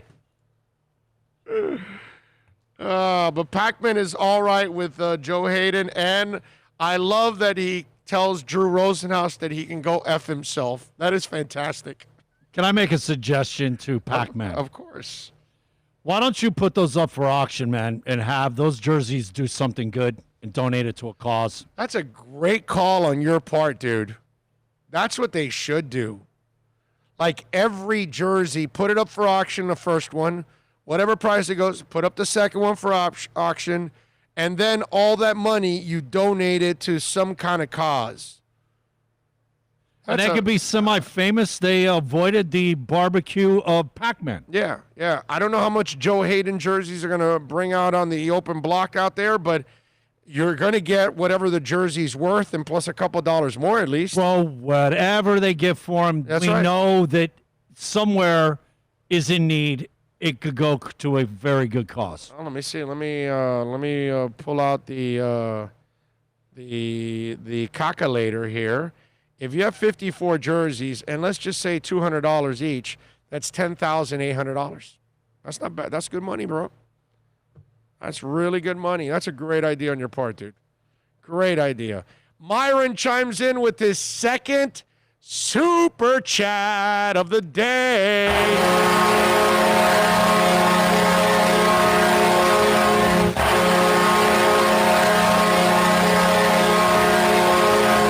He's asking, who's the biggest liar, Trump or Pinocchio?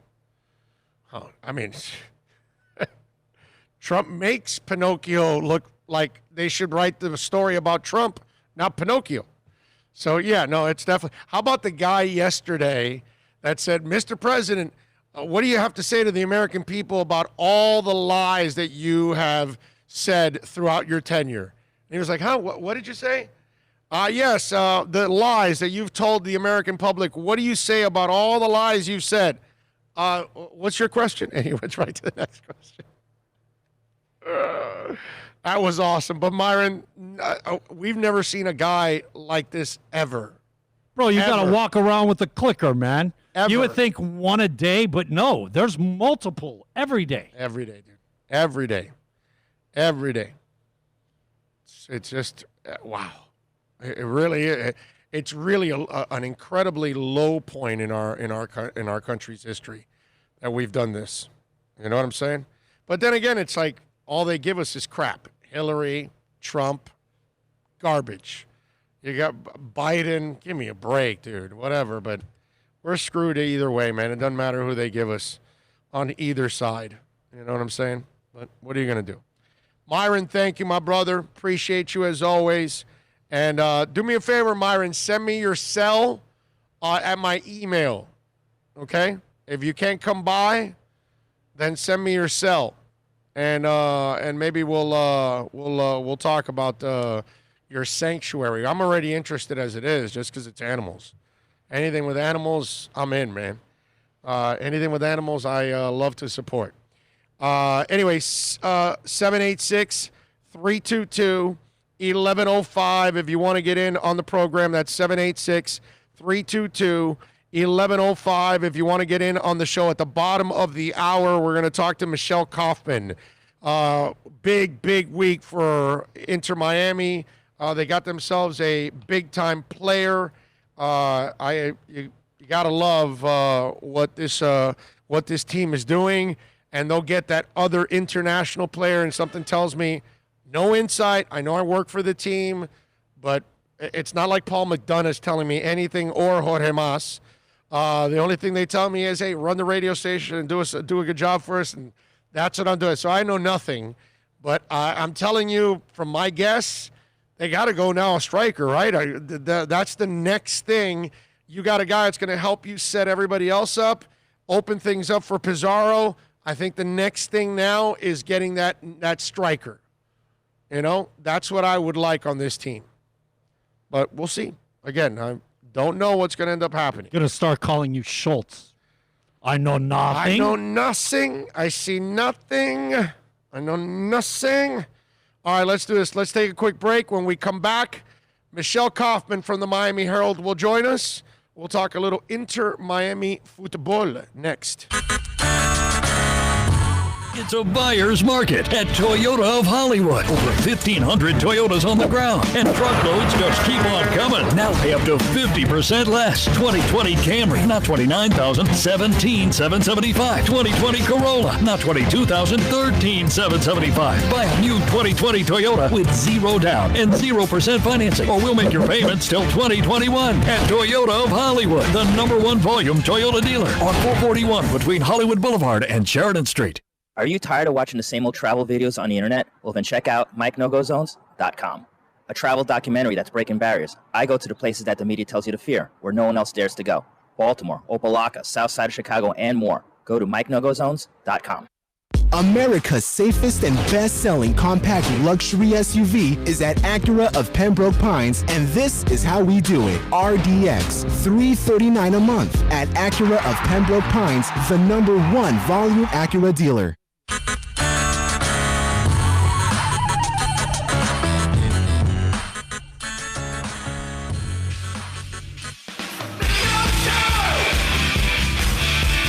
Are you tired of watching the same old travel?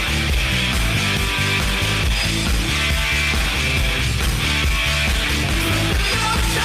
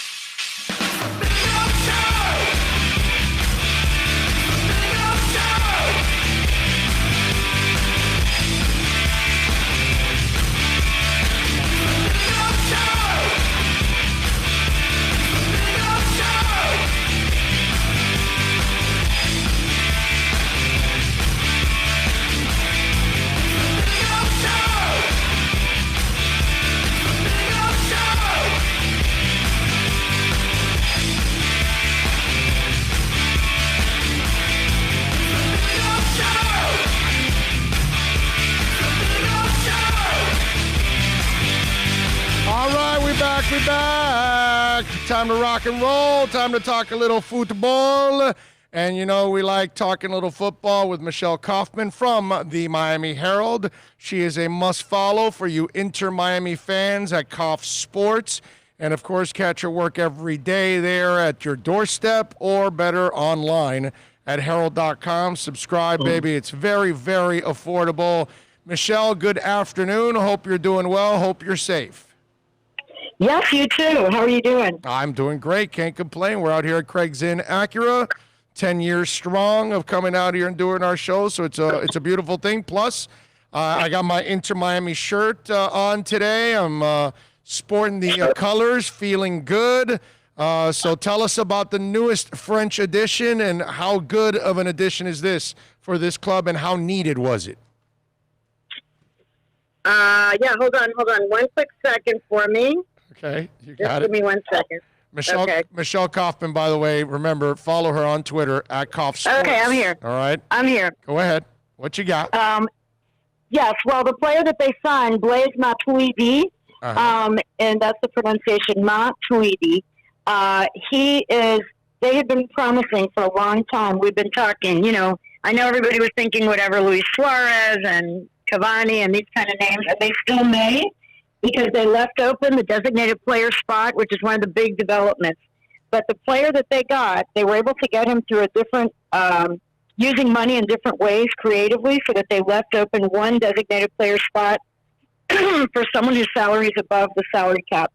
So there's still room there in their salary cap to still sign a top forward, one of those people who commands a huge salary. So that's still out there. But in the meantime, they got a player who they've been promising, someone with World Cup experience, someone with Champions League experience. This is a guy who just won the World Cup in 2018. He was a starter for France in the 2018 World Cup. He started in the World Cup final against Croatia. He is currently the only player in the entire league who's a World Cup champion. So this guy's a World Cup champion, played 2 World Cups, played in 2016. Played in the previous World Cup, so 2018 and 2014, played for France. He comes from Juventus, where they won 3 straight league titles. Before that, he was with Paris Saint-Germain in France for 6 years, where he won multiple titles there. So he's won multiple French titles, multiple Italian league titles. He has scored goals in Champions League, many Champions League matches. Dozens of Champions League matches. He has scored against Barcelona. He's played alongside Cristiano Ronaldo with Juventus the last few years. He's been with Ronaldo. So this is a guy with incredible world-class experience like nobody else on this team, and quite frankly, like very few players in the entire MLS. So he's a big-time player that they were able to get without using the biggest-time spot. They were able to get him as an international player, but not a designated player, by pulling up his salary from different places. Sometimes the way they do it, Zlatan Ibrahimovic, they did the same thing with him, where they kind of, you know, the first year's contract maybe isn't as big, and then they load it up later. They do different creative things in order to be able to get him on board without using up the huge amount of salary this year. So this is a guy who's a world-class player. From everything I've heard, is a great person and a great leader in the locker room also. He's very, very beloved. He has 5.4 million Instagram followers. I repeat, this guy has 5.4 million Instagram followers, which instantly makes him the most followed and most recognized athlete in South Florida. Jimmy Butler, by comparison, because I looked, has 5 million. So this guy has 400,000 more followers than Jimmy Butler. He instantly becomes, honestly, the biggest name athlete in Miami, even if the average sports fan in Miami may not be as familiar with him. Worldwide, he is really a big time player, and it's a huge signing for Miami, huge signing. How much does he help in the middle of the pitch as a midfielder, and how much does he relieve pressure off of Pizarro? Yeah, well, that's what they needed. I mean, everyone has been talking. The two things everyone says this team needs are a really proven striker, somebody who just has a nose for the goal. They're kind of missing that. And then the other thing is in the middle. Absolutely, if you watch the first 5 games, which they only lost each game by 1 goal, but the difference between winning those games and losing, it seems, was they would lose the ball in the midfield, and Pizarro was getting very frustrated. He didn't have much help. It was pretty much all on him. He would get it, he would dribble, and there was nobody to pass to, or somebody would get the ball and lose it. They did seem to lose the ball in the middle, and then the other team would open up for a counterattack for the other team, which several of the goals that were scored on them were on the counter. So I think he's a guy known specifically as he's supposed to be a ball winner. Like, the thing that he's known the most for is winning balls in the midfield. He's not necessarily, he's kind of a defensive midfielder, but also helps everybody around him become a better player. That's what I keep hearing, and what I've seen of him is that this is a guy who makes everyone around him better. He's very good at holding the ball. He's very good at not losing the ball, which has been a problem, like I said. Big time. And he's going to help Pizarro. I'm sure Pizarro is like doing cartwheels right now. And this is nothing at all against the guys who have been playing. Will Trapp, Victor Ulloa.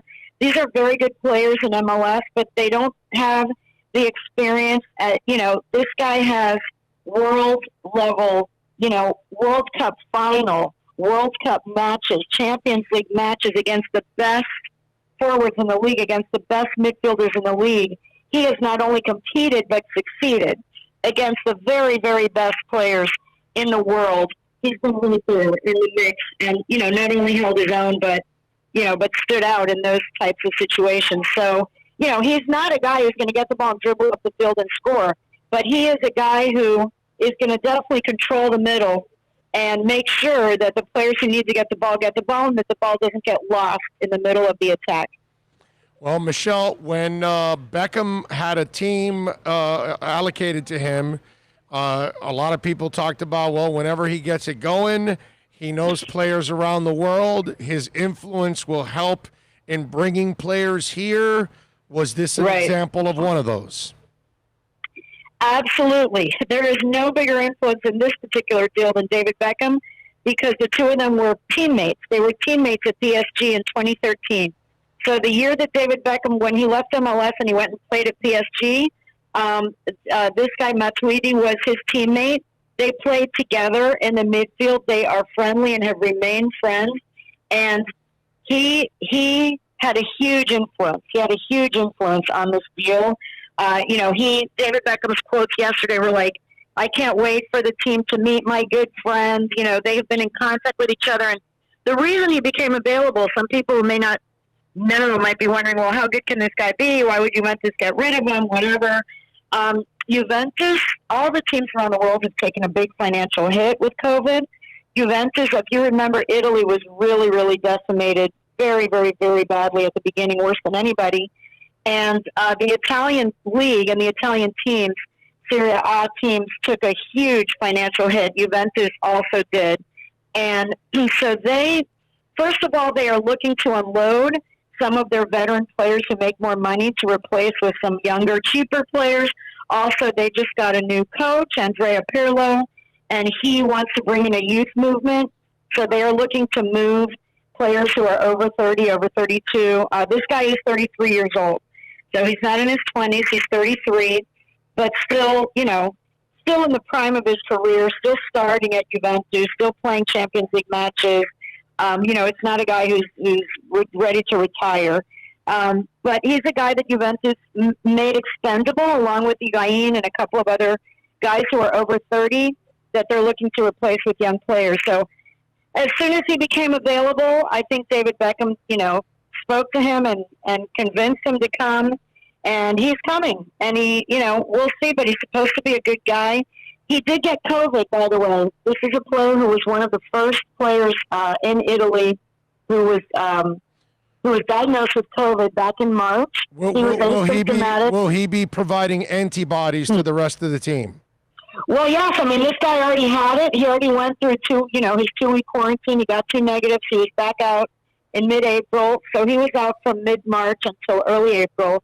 So I mean, he's already had it. But one of the reasons he probably will not be available for, they're restarting their season again next Saturday, the 22nd. Yep. At home will be Inter Miami's first actual home game in Fort Lauderdale against Orlando.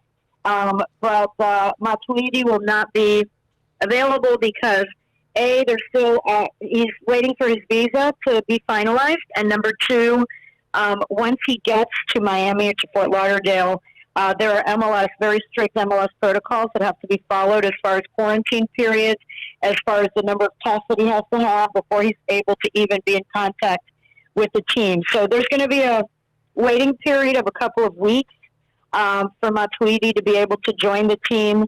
But they are hoping that, for sure they're hoping that by, let's say, the first week of September, maybe the third game, that he would be able to join them. And I think he's going to have a huge impact.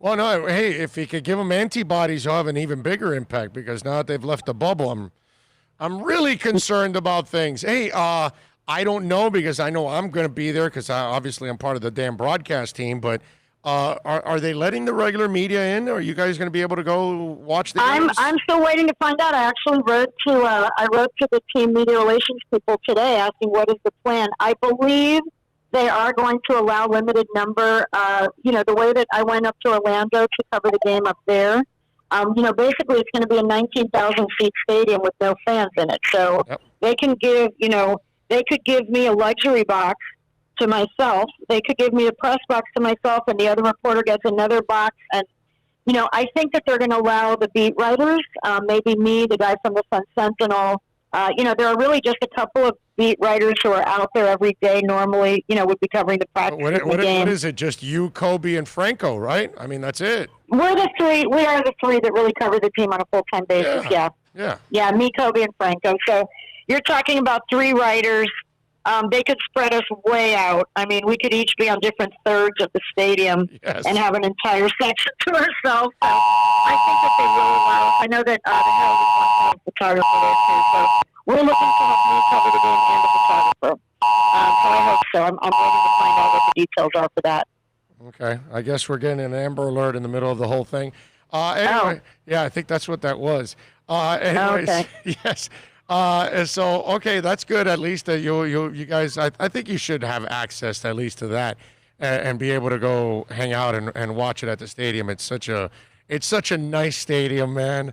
I can't wait because they did such a great job with that stadium. They did. It's a really nice stadium. I can't wait for the fans to actually go. The fans are going to be very surprised. Yeah, my husband is one who's never seen it, and he's going to be so surprised. My daughter went up when the team left for the send-off. Sophie went up with a friend, and she was just her jaw hit the ground when she saw it because she has seen pictures of Lockhart, and she has driven by Lockhart over the years and been there for matches and with her soccer team and whatever.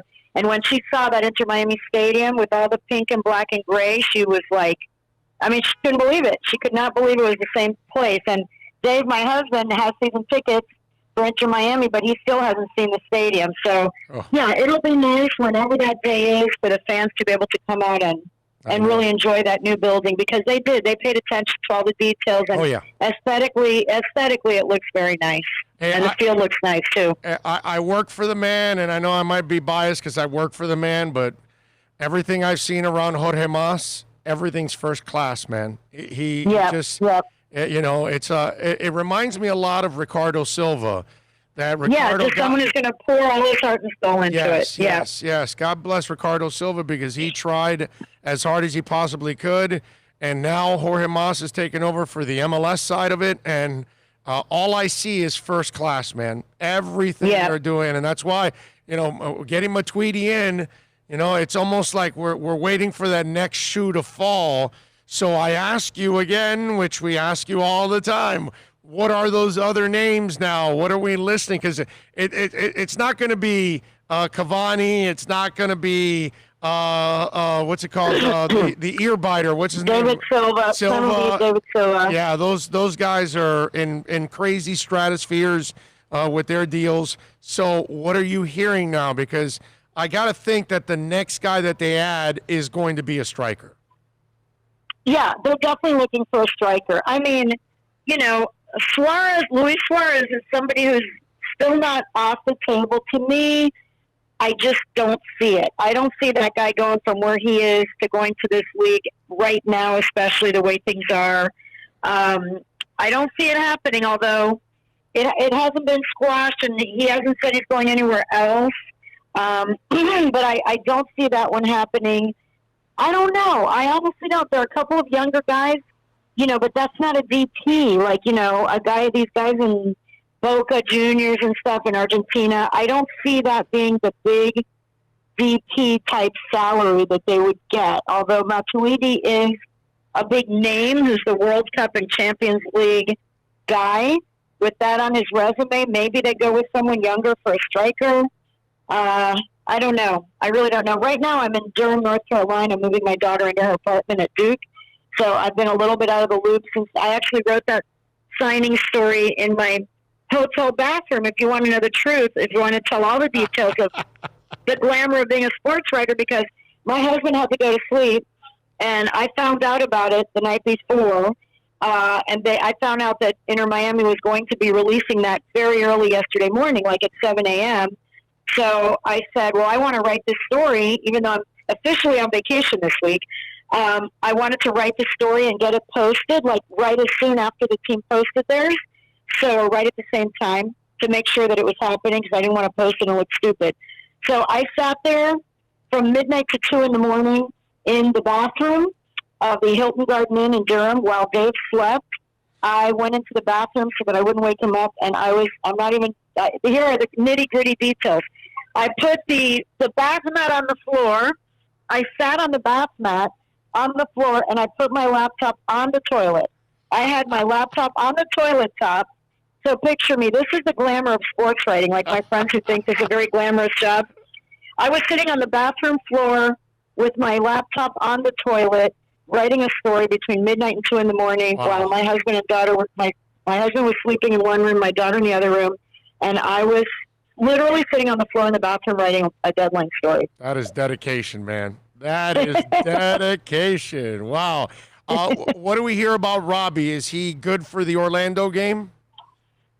I have heard nothing about Robbie except that he still wasn't there when I last checked, which was a few days ago, and he's been invisible on social media. No one from the team will tell me anything. They just, every time I ask, which is regularly, they just say he's still not here. He's still not here. He still has not rejoined us. So I'll check again. I'll check today and tomorrow and see. I've heard nothing. I've heard he's still, he's still home with his family dealing with whatever the issue was that he was dealing with. So I don't know. And that's a striker right there. That's a guy who was playing very well. Yes. And they really could use him. Really could use him. He's a big body. He was progressing really well. He was the number 1 pick in the draft. I mean, out of all the college players, he was considered the top player. So it's really a shame, whatever it is that he's dealing with. I hope he's okay, or if it's a family member, that they're okay. I really, honestly tried digging around, and no one is saying anything. So I don't know. Yeah, no, I'm with you there. I think eventually he'll be back, but but now you as we get closer to the Orlando game, which we're 8 days away from it, you got to get on the practice pitch and you got to get conditioning and all that. And and he's going to have to be COVID tested. Remember, that's right. He's going to be coming back into this team. These guys get tested every 48 hours, so he's been out of the loop. He's been out of the group. And when he comes back, again, just like Matuidi, there's going to be a period during which they want to make sure that he's healthy before he gets into contact with anybody. Okay. So, yeah. Oh, you're right about that. All right, good stuff there. Well, Michelle, we will not take any more of your time because you've been so kind as you're up there at Duke. So good stuff. Appreciate you, as always, taking some time. Are you working on anything that Inter Miami fans should be looking out for? No, I'll be back at work on Monday. So other than my story I wrote on Matuidi, I would say Monday I'll be back in the saddle. So start reading me again on Monday. Leading into the game on Saturday. Either back on the saddle or back on the toilet. One of the two. I'm not. One of those two. One of those two. But yeah, that is the inside. That is the inside scoop of how that story got written. So just so people know, because a lot of times people just think, "Oh, you're a sports writer. That's so cool, and it is. I'm not saying it's not a cool job, but it's not just I just go sit around at games and eat popcorn and get to know the players and the coaches and go to World Cups and whatever. Yeah, that is. Those are perks of the job. But there have been many, many, many, many, many nights in my 33-year career. Yes, I'm that old, where I have been sitting on toilets and on floors and on moving buses and subways and trains, writing stories in very uncomfortable places, on deadlines. And so, yeah, it's, those are the moments the average person doesn't see. Yeah, I'll say what you can't say. The shit we have to do in order to, yes, right. And I'm not complaining. I know there's people out there going, I want to get I get that. But I did sit on the floor in a bathroom with my laptop on the toilet for 2 hours the other night while my husband and my daughter slept soundly. So. Well, listen, you got 33, I got 30. I bet you we both can come up with 30 things we did worse than that on the toilet. Yeah. So that's you know what I'm saying. It just I'm with you. Just sometimes it's they think it's glamorous and it's a fun job, but the extremes that you have to go to in order to keep the job sometimes it's right. It's twisted. But anyway, Michelle, be safe out there, okay? We'll see you next week, okay? We'll see you next week. Okay, take care. Michelle Kaufman from the Miami Herald, and follow her on Twitter at Kauf Sports, man. Gotta love it. Gus 1388 chiming in with a super chat.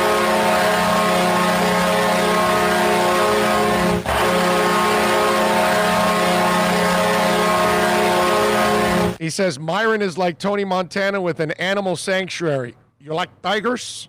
Huh? You like tigers? It's like a pussycat. Like a lady tiger. Like a lady tiger. Yes. A lady tiger. Now Myron has me intrigued now with an animal sanctuary. Like, that would be a good place for us to do a show, an animal sanctuary. Just don't forget about the fog lights in case you get caught in a swamp. That's right. What's with all the toilet euphemisms? Are they making fun of me? Pat in Asheville. Let's see. I think Michelle Kaufman violated HIPAA. Maybe. You never know. Finger painting with pants. Super Boom Shack. It was also a mistake to wear white pants today. Yeah, that's maybe not a good thing to wear white pants sometimes. Did you see the boneheaded maneuver of the day yesterday? I don't know what we're talking about. It's a skins game, and the kid was from, I think, Arkansas State, playing golf.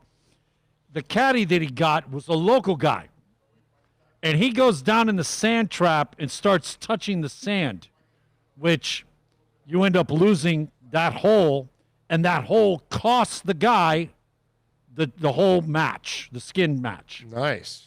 Yeah, and it was like, bro, you're like, play this club. You should know the sand. What are you doing? Why touching the sand is a problem? I don't understand that. You're not allowed to touch.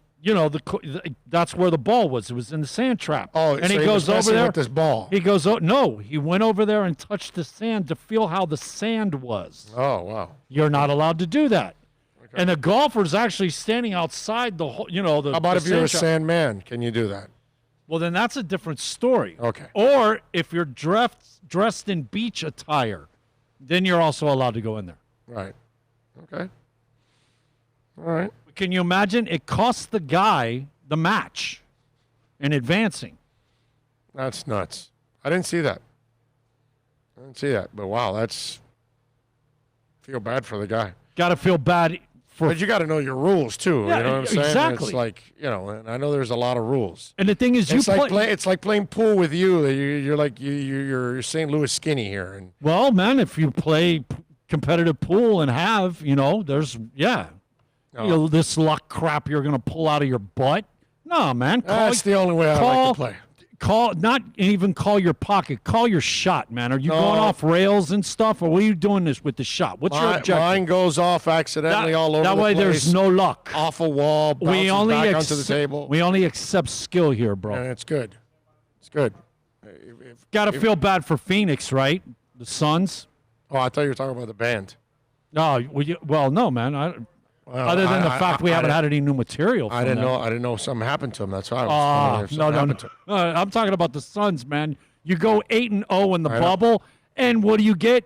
You get to go home. Yeah, no, you're right. But at least they go 8-0, and they start to feel a little better about themselves going into next season, and we'll see if it rolls over for them. Do you know that no team in history has ever gone 8-0 during any point in the season and not made the playoffs? Oh, yeah, I know that. I saw that. It.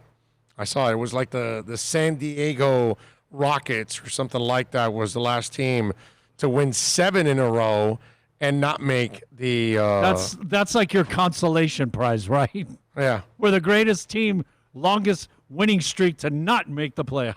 It's crazy. A little music history.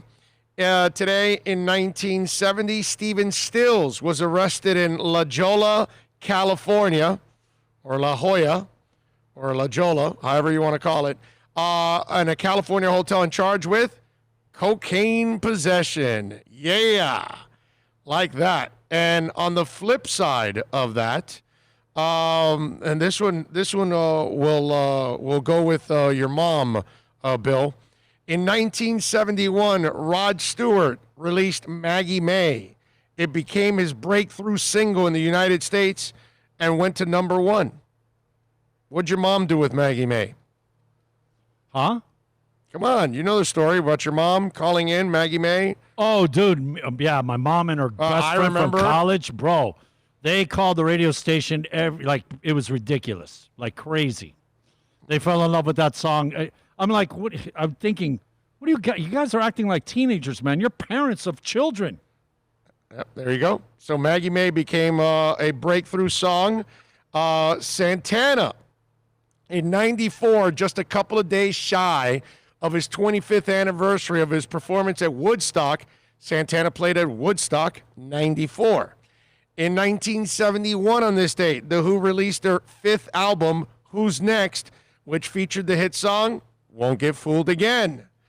And in 2002, while on tour with Ozzy Osbourne and Ozfest, drowning pool singer Dave Williams was found dead on the band's bus. Drugs were suspected for the 30-year-old, actually died of a heart problem. Those are some of the things that happen in music history. And in birthdays today, we have one. We have Mr. David Crosby. He was born in 1941 on this date. So happy birthday to David Crosby. Actually caught his... Did you see the thing on Showtime that they did where he gets back with some of the people and all, goes back to where they were living in San Francisco and whatnot? Dude, pretty cool thing. Pretty documentary, I guess.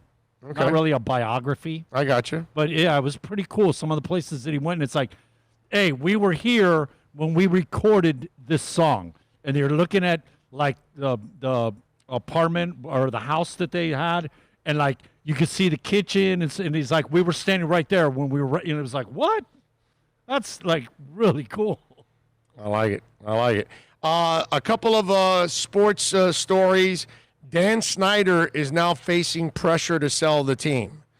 I doubt he will, but the story says the New York Post, Howie Kasoy says that folks are now, it's not just fans now, in the wake of the removal of the team's longtime racist nickname and widespread allegations of sexual harassment within the organization, minority partners are now pressuring Snyder to sell the team, according to the Wall Street Journal. However, the same report also states that Snyder, 55, has no plans to give up ownership. Snyder seemingly is unwilling to step aside. The team's collection of minority owners, including FedEx Corp CEO Fred Smith and others who own roughly 40% of the team, have reportedly hired an investment firm to try to sell their stakes in the team. Last year, Washington was ranked the 7th most valuable team by Forbes, which was valued at $3.4 billion. Snyder, by the way, purchased the team for $750 million in '99. Sounds like a pretty good investment. How are they number 7? Does that make sense? Market, I guess, and history or something. I'm not exactly sure. I can't. I know exactly where you're going. The buildings you own, and like you guys got a bunch of buildings. Yes. You know, like something. Yes, everything you say makes 1,000% sense. But you would think they haven't been successful in forever. Less fans are going. They've got to tarp it off. So you've got less revenue coming into your stadium because you have less people actually at the stadium, and people are staying away from your product. And yet they're the seventh best team in value.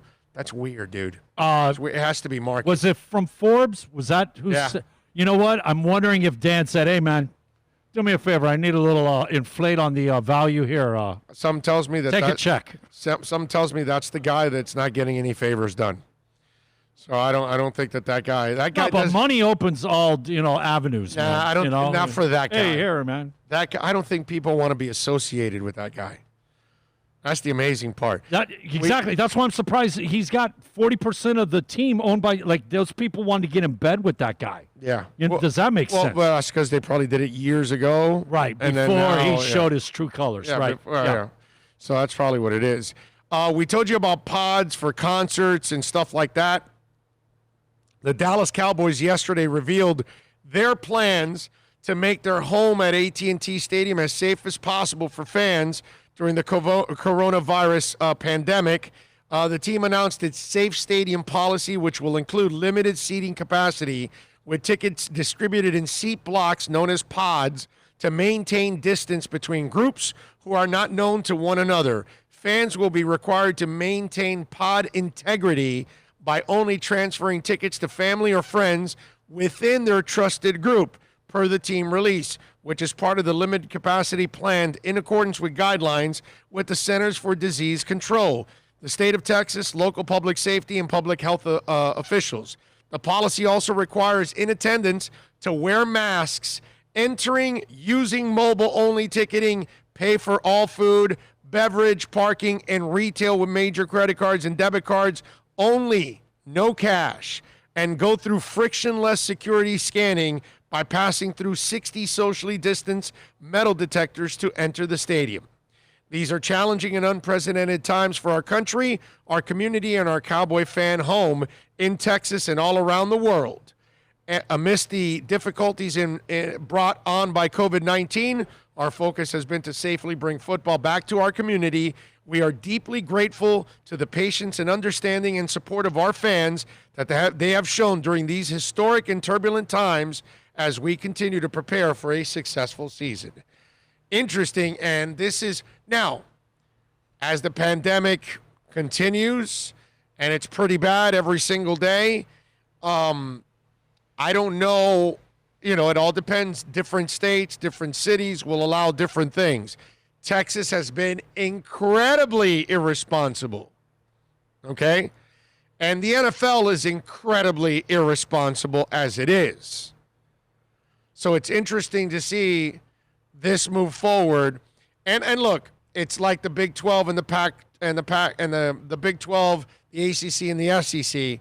They're moving forward because for now they can, because they can cancel at any time. The same thing here. Once we start hitting in a couple weeks, we're going to really find out what kind of COVID problems the NFL has. Okay? And remember, at one point there's a cutoff where they don't test every day. That is going to be a whole different mess. And that's when we're going to find out if this sport will be able to continue. Is that staying below the 5%? Once it hits 5%, that's when that stuff kicks in, I think. I don't know. Texas is so stupid, they might be waiting till they're under 32%. Well, I'm talking about the agreement that the NFL has with the players. Yeah. It's once it goes to 5%, that's when they mandatory every day and all that. Well, no, they said September 5th they will do it every other day. Yeah, right. But if it goes over 5% of the league, it automatically kicks to every day. Yeah, That's I got to see this work, man. I got to see this work. I don't mind pods. I think that's actually not a bad deal. As long as you're social distancing from people going into the stadium, it's a limited stadium capacity. If you're in a pod where you're walled up and all that, like then and you got your space, I think it's a good idea. I have no problem with it. Did you pick up on the no friction screening? Yes. Yeah. Like, what are they, groping? Well, feeling you up? Well, no, because the wand. They put the wand around you and all that. Dude, I'm just. It's not that they're patting They you said down. friction. What do you think when they say friction? But the idea, what do you think? The idea is, but the idea is you're not going to get close. So that's why there's no money. They got a wand on a stick? No money exchange. They got a wand. No. You're walking through a. That's what it is. There's no wand. You know what I'm saying? Yeah, no, I got you. But there's no connection. Myron, did you send another super chat in by Myron?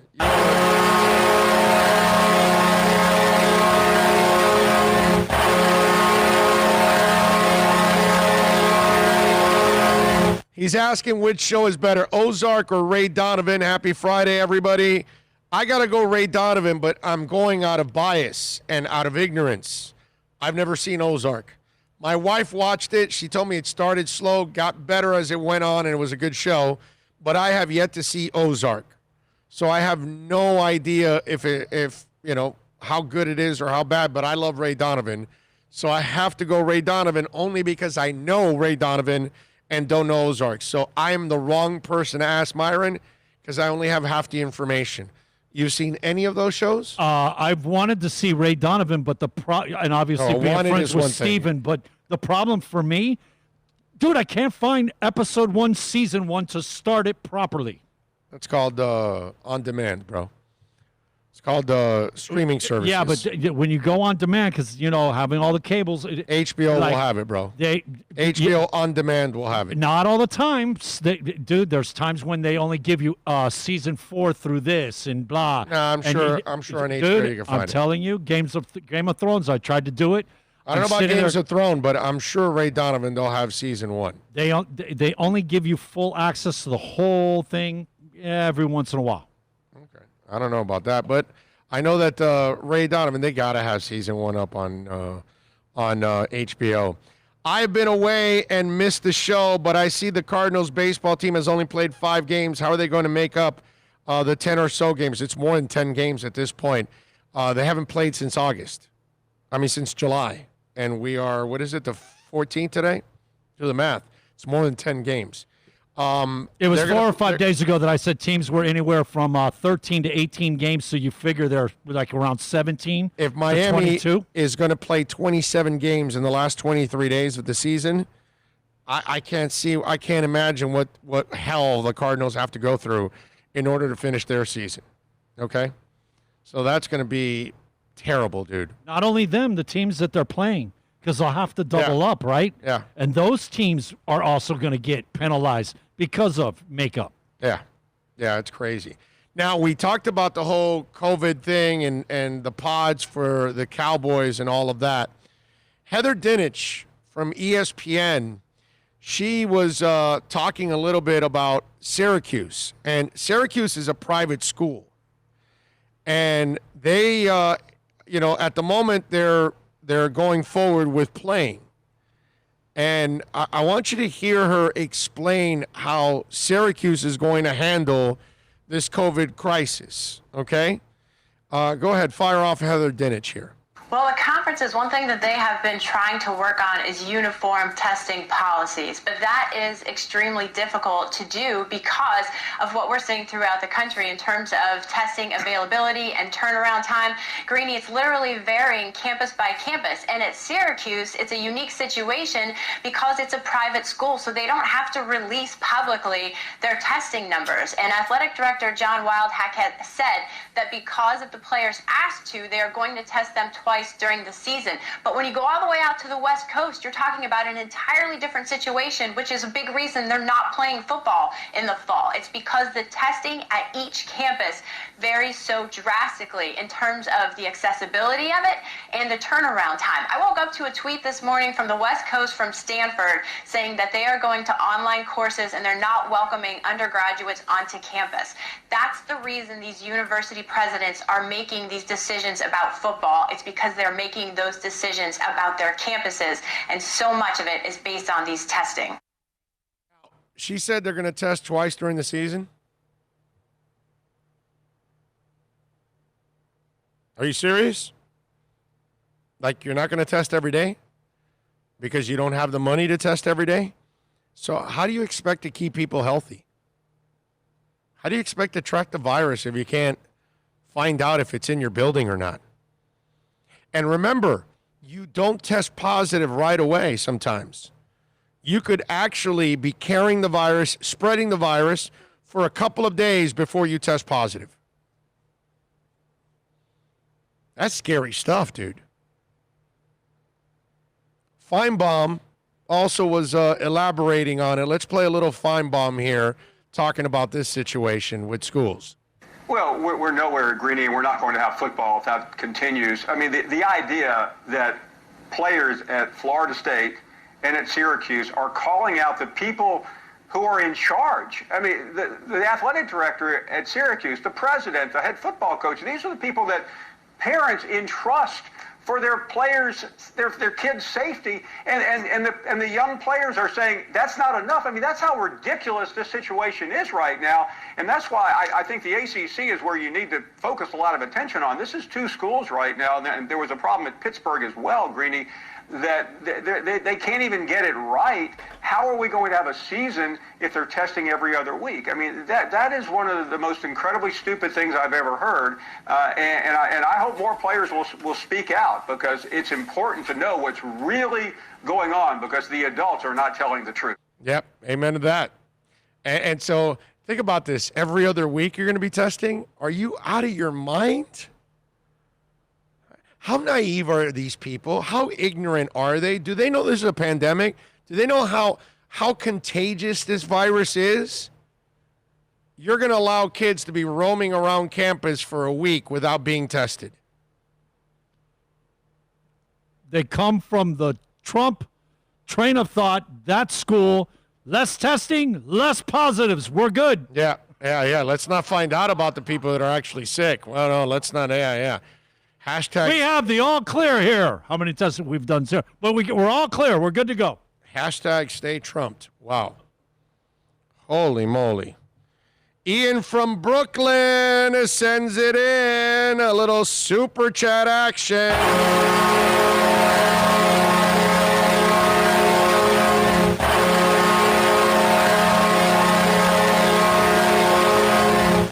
Thank you. And he says, I miss Double Dippin' Fridays. Great shows all week as usual. Stay safe. Thank you, Ian from Brooklyn. I appreciate you, my brother. We miss Double Dippin' too, because we miss obviously having another sponsor. I mean, that would be really, really good. You know, we could use a few more sponsors on this program. Miss a good lunch on Friday. Yeah, good lunch. And a really great lunch. Yes. That's the other thing that definitely we are missing. Get open, Hialeah. We want to have a good lunch on Friday. It's the damn pandemic. People put on a mask so we can get back to Hialeah, really. That's what's important. Holy moly. Come on. All right, 786-322-1105. We got the Heat, by the way, in about an hour and 43 minutes. Not that game is going to suck. God, that game is not going to be anything. I'll watch it because I'm the loser that watches the fourth preseason game. Okay, so I'm going to watch this. If I can watch the fourth preseason game, okay, and I'm just looking for like some deep guy off the roster to see if he shows me anything because I'm a geek, I'll be watching this game. But boy, this game this afternoon is absolutely useless. Nobody needs it. Save your players for the playoffs. That's it. And you don't want to risk anything too at this point. But You watched the fourth preseason game? Oh yeah. Those are all guys that are going to truck driver school the next week. Yeah, and maybe maybe a third stringer, maybe a practice squad guy that's out there. That's about it. Yeah, that's what I'm watching. Yeah, I watched the 4th preseason game, but again, I'll openly say it. I'm that geek. How do you honestly think do you think Indiana and the Heat will both just go back into 15, 14, 13 on the bench and they're going to save it for? Yeah, Udonis Haslem will get playing time today. Because if somebody happens to get a hang now, anything, bro. I'm not playing Bam, Duncan, Tyler. Maybe I play a little Nunn just because he's got to get his legs because he hasn't played. Yes. So maybe I play a little Nunn, but most of these guys. He's got to hit the floor for at least a good 12, 15, like right? the Silva kid gets a lot of playing time tonight. What's it called? The Solomon Hill guy. Well, you've said in the past, bro, our G League is must watch because that may be the guy of the future. Well, that's what they're showing us. I mean, it's not like the Heat, it's not like the Heat does nothing with their G League. You get guys from the G League and they actually can play. So it's a shame, but this afternoon will mean absolutely nothing. Montana. You got the Montana sound there? Joe Montana was asked about Tom Brady, right? And I want you to hear these comments because he was asked about Brady and he kind of shared more information than the question asked. And he gave you a little insight on Brady leaving New England. And then I want you to also hear him also reference somebody else in the process. Here's Joe Montana on Tom Brady in Tampa and leaving New England. Well, my guess is they'll give him a little bit of opportunity in the offense to do things that they did. I think that was one of his beefs up there. He told me that, they ask my advice, I tell them, and then they don't do anything. So I think he would like a little bit of input, and I think they'll probably let him have that, especially with the success he's had. And I was fortunate because when I went to Kansas City, even though the verbiage was different, Paul Hackett was there who coached me through the second Super Bowl and a couple of years here in San Francisco. So I walked into an offense that I knew, and so I actually was I was like a coach on the field for especially the wide receivers, because in our offense there was a lot of adjustments from, any kind of route. You had 2 or 3 adjustments on each. So I think he's going to have fun. He'll be in a better place. That for him mentally, he'll be happier. And if you look at what they did offensively last year, they could have some crazy numbers. So you add Tom into the mix and that big knucklehead tight end, and they'll be fun to watch. Yeah, I love how he goes in the knuckleheaded tight end. That is fantastic. But he gave us a little insight that Brady told him that he would give his input on the offense, and it was like, okay, yeah, great, Tom, all right, and then they just throw it in the trash, and then they go do whatever they want and not do what he wants. And when you get to a stage where Tom is at, where John Elway got to, where Dan Marino got to, Russell Wilson is there now, Aaron Rodgers is there now, it gets to a point where it's your responsibility as a head coach and an offensive coordinator to turn to that person and say, are you okay with everything we're doing? Because they've earned that respect and that right that they can actually contribute. I mean, Peyton Manning proved it for many, many years that he was like an offensive coordinator out there. And that's because when you have Russell Wilson, he's an offensive coordinator out there. When you have guys that have been in your system and in your team for a long time and in the league for a long time, they have an understanding, they have a grasp of what's going on better than most. They've seen everything. And because they're on the field, they see it even better than the coach sometimes. Okay, so it's insulting if you're not asking Russell Wilson, what do you think about this? you don't need to ask Lamar Jackson right now, okay? He hasn't earned that right yet. He's not that guy yet. All right, certain guys, Kyler Murray, no. You can ask him if you're comfortable with something, but he doesn't really need to give you, input on, hey, let's do this, let's do that. He's young. He still has to learn. Any of these kind of green guys, Sam Darnold, Josh Allen, you name it. You could just go down the line. Any of these kind of green guys, shut the hell up, learn the playbook, get comfortable with everybody, get comfortable with the offense. But these other guys that are established and have been around for a long time, I think, bro, if you're not using that guy's as a resource, exactly, you're leaving something on the floor that, bro. Yes. Are you kidding me? Yes. That guy's a major asset. Yes, and this is the kudos that goes to, Don Shula. It goes to what's it called, Marv Levy, guys that allowed their quarterbacks to run the offense at times. And why? Because they knew that they were on the field seeing it better than them, and they were feeling everything that was going on, so they had an advantage over them. So if you're the coach, why wouldn't you allow Dan Fouts to call some plays? Right? Because Peyton Manning and Dan Fouts and John Elway and Dan Marino are going to see things you're not going to see. So let him go. Let him do his thing.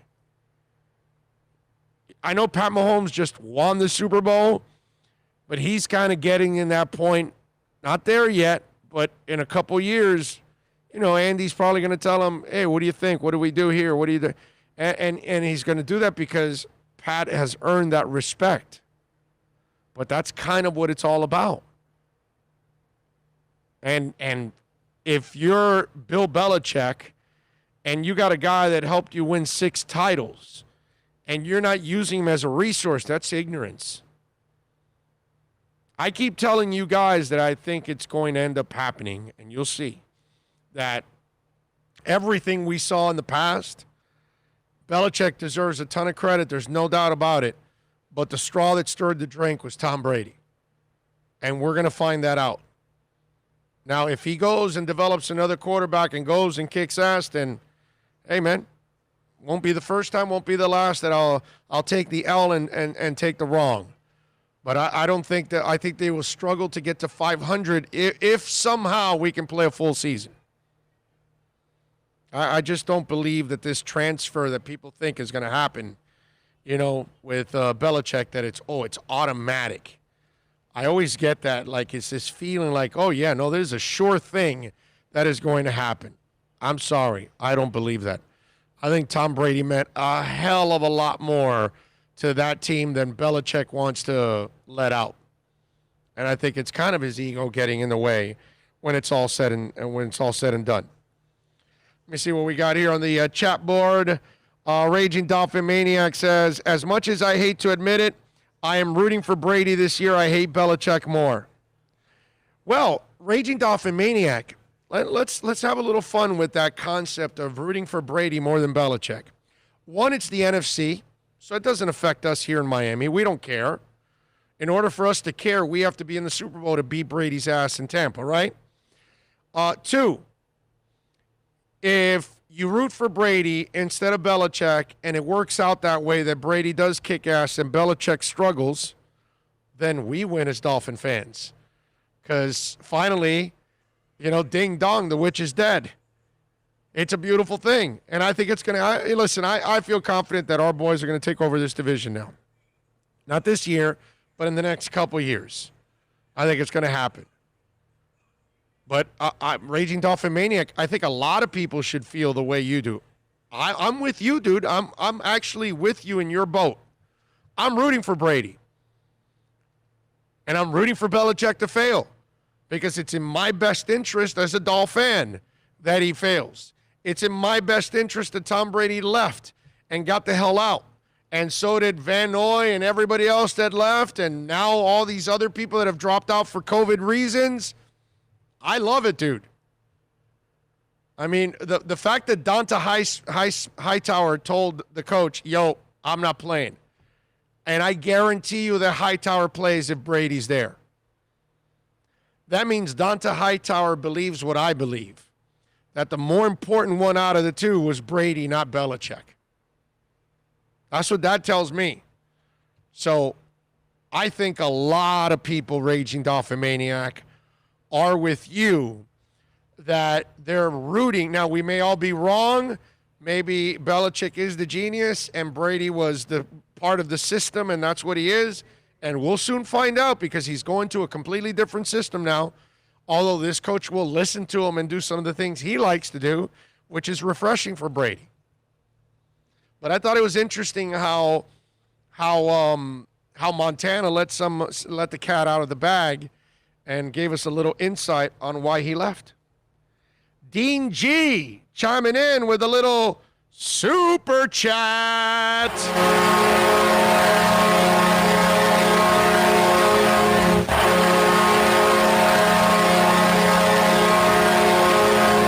Thank you, Dean G. He says, awesome show. Thanks for getting me through the day. Go Fins. Appreciate you. Appreciate all of you out there for always tuning in. It is time for us to wrap it up here on the show. We got to thank first of all our super chatters. Wait a minute. Before I do anything, one more thing I got to have a little fun with. Okay? This is about the Chicago Bears. And since, of course, my partner in crime here, my brother, Bill, is a huge Bears fan, I had to have a kick with this. So Zach Pearson, I don't know if you follow him on Twitter. He's one of the Bears reporters for 247 Sports. Zach_Pearson, for any of Bears fans out there if you want to follow him. So he tweets out, Anthony Miller tells him that he really enjoyed Hall of Fame wide receiver Chris Carter in a Zoom call with the team. He says he really enjoyed listening to him and he was really engaging and all of that. And so I was thinking to myself, I'm going, Anthony Miller is listening to Chris Carter. The team is listening to Chris Carter. Why do they have him on? Do they want to find out about a fall guy? Is that what it is? Is it Chris Carter telling him, if you guys are going to go out, you got to have a fall guy? If you're going to get drunk, you got to have a fall guy. If you get in trouble, you got to have a fall guy. If you sneak in an IG model, have the fall guy do it. I mean, is that what it was? I'm just wondering, why would you call Chris Carter to actually go talk to your team after that fiasco of the fall guy? I was thinking to learn how to drive while you're drunk. I don't know, man. I think that's more for his son maybe or something like that. His son was a total screw-up getting thrown out of all these teams. And then here's the other thing that came to mind. What the hell is a Viking doing a Bears type of Zoom call? I get it, the mentoring thing, and you're just going to, hey, whoever calls me. I mean, is it that Chris Carter doesn't get a call from the Vikings anymore because of, his stupidity? I don't know, but I mean, I kind of, if Marino's talking to the Jets and giving them some inspirational stuff, which I know would never happen because Marino's on record saying, I hate the Jets, okay? He's not going to give the Patriots a call, and he's not giving the Bills a call. And I would be really disappointed and pissed in Marino if he was doing that. So I just kind of found it weird that a long-time Viking receiver, we're not talking about a guy that had a cup of coffee with the Vikings and played a year or two. We're talking about a guy that earned a Hall of Fame jacket playing with the Vikings. Isn't that weird? It's weird, right? It is weird. I'll give you one that's really, really weird. You ready for this? I don't know if you know this. Back in the day when there's the turnover of the Bears coaches prior to Ditka and all that, and they're changing all the coaches out, Alan Page, all-time Purple People Eater Viking, was with the Bears. He's the one that constructed the letter to the Bears organization to keep Buddy Ryan. Oh, okay. Did you know that? No, I didn't. Now, obviously, Alan Page, Notre Dame graduate. Right. The judge, very incredibly intelligent. Yeah, in law and all that. And he's the one that actually wrote the letter to the office to keep Buddy Ryan as part of the coaching staff with Ditka coming in. All I can say is Alan Page is respected. Chris Carter isn't. Thank you. That is, yeah. I mean, it's just kind of weird. Like, you're the Bears. Why would you want Chris Carter there? Like, I don't want that guy around after that whole fall guy thing. Oh, you have to understand, as Bears, we got a good team. There's potential block, but we're going to do everything we can at every turn to screw it up. Yes. Yeah, that's true. Then we're going to take out our own knees. Let's see what we can do. I can't disagree with that one. If I could, I would. Let's go get Nick Foles. Yeah. I just found that weird, bro. The fall guy is there, and it's like, forget it. I mean, I took the fan stuff on the second level, like a Viking talking to a Bear, but just because of Chris Carter, I'm like, why would you want that guy there? It's just weird.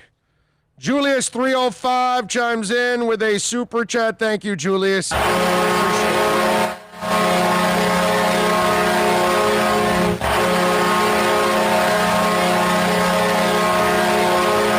Let's thank our super chatters overall. Clee Torres, Gus 1388, Ian from Brooklyn, Dean G, Julius 305, and Myron, brother. He came in 3 times on the super chat. And Cookie Vice has just added one now, too. Thank you, Cookie Vice. We want information. Who are you? I'm a go-getter. Who are you? Dumbass material all the way. I am not. Dumbass. I am super chat. There you go. Thank you. To steal a line from my Canes, it's a Canes thing. You wouldn't. It's a Bears thing. You wouldn't understand. No, I got you. Now, wait a minute. One more thing before I leave. Dirty Mike Dominguez says Brett Favre leaving the Packers and playing for the Vikings was way worse. No, sir. That's not true. Brett Favre was in the middle of a crossroad in his career. And he was thinking retirement or staying or whatever. And and then eventually they wanted to push him out because they drafted Aaron Rodgers. So they pushed him out and traded him to the Jets. And then he went to the Vikings because they traded him to the Jets and he wanted to play in a division he's comfortable and play against Green Bay. But he's getting a job. So it's like Jason Taylor playing for the Jets and playing for Washington. Washington's not so bad because it doesn't affect us. But Parcells didn't want him here. I don't want him playing for the Jets either, but he needed a job, and they were willing to pay him. So that's different. You don't have a choice there as a player, as an employee. You got to go get a job. The Bears have a chance to pick whoever they want, dude. You could bring Mike Singletary in to talk to your guys. You can bring a whole bunch of guys from the rich history of the Bears. You don't have to bring in Chris Carter, who's from the enemy of the Vikings, and not only that, a dude that's not a good example. Okay? He wasn't a good example for his own kid, who was a disaster, and he's not a good example. This is the guy that bragged about having a fall guy. So I got to tell you, he calls it being smart and prepared. Yeah, I completely disagree with you on this one, because you got to work, and if Favre wanted to keep working, somebody's got to give him a job. And if it was the Jets or the Vikings, one wanted to trade for him, the other one wanted to sign him, then so be it, dude. I didn't want to see Jason in a Jets uniform, but I understood it. And I don't hold it against Jason Taylor. I hold it against Bill Parcells.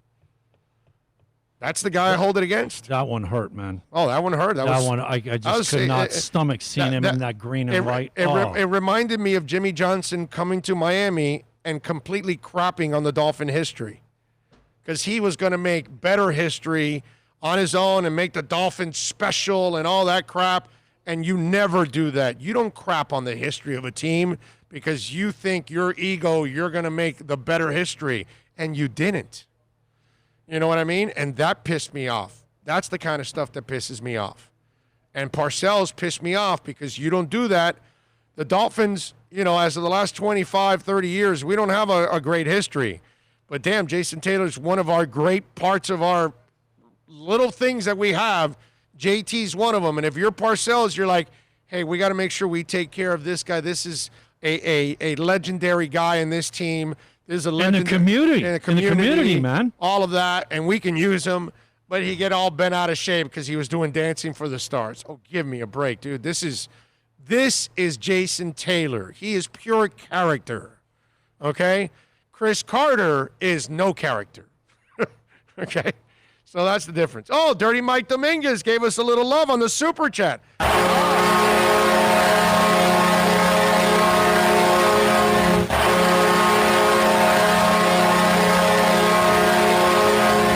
He goes, good point. Thanks for the show today, guys. Thank you, Dirty Mike. I appreciate you. I was wondering when the onslaught of "you're not going anywhere, buddy" was going to start. Yeah, it was. Yeah, yes, yeah. But as for you not to get to leave, buddy, it's like something else I see in there, and then I want to talk about it. And I saw what Dirty Mike said, and I said no, because it was. You know what this one reminded me of? Lifford Hobley, what we were talking about yesterday. Like you had a point of view, but you didn't really see the big picture of it. And then when you see the big picture, you're like, oh, you know what, dude? Lifford Hobley actually this started off as nothing, and look what it became. Hey, yeah, you gotta give him. You got to give him a little growth, love, man. If there's growth, you can't. Hey, yeah, he found a way out of the scab, the lowest form, you know, and he turned himself into a pro player. Good for him, you know. So it's pretty cool. So thank you all out there. Dean G says, agree 100%, Big O. The Dolphin history always needs to be preserved. Anybody's history, my brother. You know, if the new manager takes over for the Marlins, well, dude, you need to embrace Jeff Conine. That's your base. That's what makes you you. You need to embrace That's 97, and you need to embrace 2003 and the players that were part of it. And if Dave Dombrowski comes to town to visit, you invite him over and you say, hey, this is the greatest general manager in Marlins history, and you know that. By the way, maybe that guy's name needs to be in a Ring of Honor of the Marlins. Seriously. Okay, let me add one more here. Okay, now you know I can just keep going as always. Dave Dombrowski is a guy that is being cheated right now, and it's not the people that own the Marlins right now. It's just all of us that we don't realize it. He built 97 and then gun to head, you know, proverbial gun to head, not a real one. But Wayne says, I'm selling the damn team, fire sale right now. And, you know, not to pick on the new guys, but in the Yelich deal and all that, they didn't really get anything. Like Yamamoto's like the best thing they got, and it's not much. You know, gun to head, this guy got you Beckett, and this guy got you Lowell, and this guy got you Derek Lee. You know, this guy made moves that set them up, and Hanley Ramirez. Yeah, and he drafted Cabrera, and he drafted Penny, and he drafted AJ Burnett, and he drafted Castillo, and so my point is, and Castillo wasn't part of the 97, but he was part of 2003, and so he drafted Castillo. All those. The heart and soul of that entire team was all Dombrowski, dude. Yeah, that base, the groundwork was laid by him. Right, everything was laid by him. They added Pudge, they added Redmond, they added Urbina, which in the end they kind of would have gotten by with Nen enough. And so Dombrowski is a guy that doesn't get enough credit. And let me tell you something. Let me add a little caveat to something that, again, you won't get anywhere. You won't get it from any writer. You're not going to get it from any radio station because they barely even talk real sports. Derek Jeter has loved to take over the team and take everything away from Loria, right? The image, the logo, the stupid thing in the back. Can you imagine if Derek Jeter comes out and says, hey, we want to honor Dave Dombrowski and what he's meant to this Marlin organization, because as we try to make new history, we want to embrace the old history. And because of Dave Dombrowski, this town celebrated the 97 championship. Because of Dave Dombrowski, he ended up acquiring and creating the core that won 2003. Brother, that would be a kick right in the gut for all those people that were part of the Loria group. That would be a kick right in the center of the ass. Okay? Well, they need to be. You bring Dombrowski, and then you retire whatever number like we did with Carl Barger, And whatever number he wants to pick, which should be number 1, by the way, should be there, and we should elaborate on the great job he did in 97 and the phenomenal job he did in the offseason of 98 to then put the team together that won in 2003. So my suggestion to the Miami Marlins, okay, is celebrate the man that brought 2 titles, okay, embrace the past. We don't have a lot of it, but the few and the little good that we have, Dombrowski was a part of it. Give that man that honor, because the only reason we have those 2 titles is because of Dave Dombrowski, okay? And the late, great Wayne Huizenga, who hired him. So I have to give him credit for hiring him and bringing him there and giving him the resources he needed in order to succeed. And Dombrowski did it. You know what I mean? So I'm just saying that might be something to look at. Do you need to check the board? They're keeping you here, bro. Yeah, Jack Gonzalez is sending in on the super chat. Thank you. Que sigue el Bayou, he says.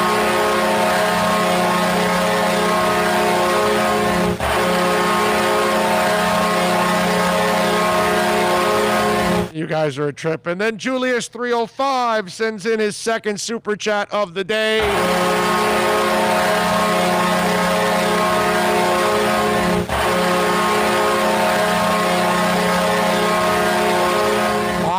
Bayou, hey, he puts. The Heat game doesn't matter. Folks, keep sending them in. We're going to be here for the rest of the evening. Come and join us. Energizer Bunny be hating on you, Big O, LOL.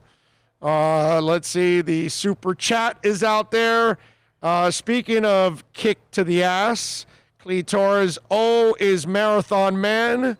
Dirty Mike Dominguez says, yes, I saw Dombrowski in Orlando once. I just told them I'm a Marlins fan. Thank you, and I'm sorry. That's all we can say, man. Because think about it. We would have still had him here. How many titles do we have? Huh? At least a couple. I would say at least a couple. How many titles do we have if we keep Dave Dombrowski here? You know what's even more important than that? We be competitive. We be competitive. Forget competitive, bro. All these years. Forget competitive, bro. We be champions over and over. Okay. Well, I'm talking about making the playoffs perennial. Being involved with your baseball team. Who the hell says, hey, on the way out, let me build you a World Series team? Who the hell does that? Who does that? Only Dombrowski, bro. He built a monster in Montreal that we were headed for one of the great World Series of all time. 94, man. Montreal and the Yankees were the 2 best teams, and we were headed for a monster. Then he did what he did here with us. Then he goes to the Detroit Tigers. He didn't win one, but, man, they were really good, and they were really close. They got to a World Series, and then he obviously did what he did in Boston. I mean, he's the greatest general manager of my 53 years on this earth. The greatest baseball manager. It's Jerry West in basketball, and it's him in baseball. Okay? Football, I don't know. We can, get into some arguments there and discussions, but those 2 for me, hands down. It just amazing stuff. Anyway, okay, I'm going to try to wrap it up now. Let me thank again the super chatters. Clee Torres, Myron doing it 3 times, Gus 1388, Ian from Brooklyn, Dean G, Julius 305 doing it twice, Cookie Vice, Dirty Mike, Jack Gonzalez, all of you out there for chiming in. We thank all of you on the super chat. Excuse me a second. What are you babbling about? Super chat. Super chat. We'll all super chat. It'll be anarchy. It's out of my hands. Yes. That's what Dombrowski said. I'm going to make all those trades. It's out of my hands. We thank all of you listening, all of you downloading the show all over the world. We appreciate it as always. Remember, you want to reach out to us anytime you're listening to the podcast. You can send it in on the text line at 786-322-1105. Email Orlando@BigORadioshow.com. Many ways. And, of course, on Twitter, which is 24 hours a day, @Big O Show. Much love to all of you out there. Strong finish, O. Thank you, sir. Hour and 15-minute segment to finish. All right. Well, not bad. An hour and 15 straight. That happens every once in a while here. They're letting you leave now, are they? Yes. They're letting me leave. We are out of here. We'll see you guys on Monday. Please have a safe weekend. Safe, mask up. All right, let's bring these numbers way down. Let's crush this thing, man. All right, let's get back to normal. Let's live life without pods, life without masks. You know, that would be nice if we can get back to that. Much love out there. Appreciate you all. Till Monday. See you guys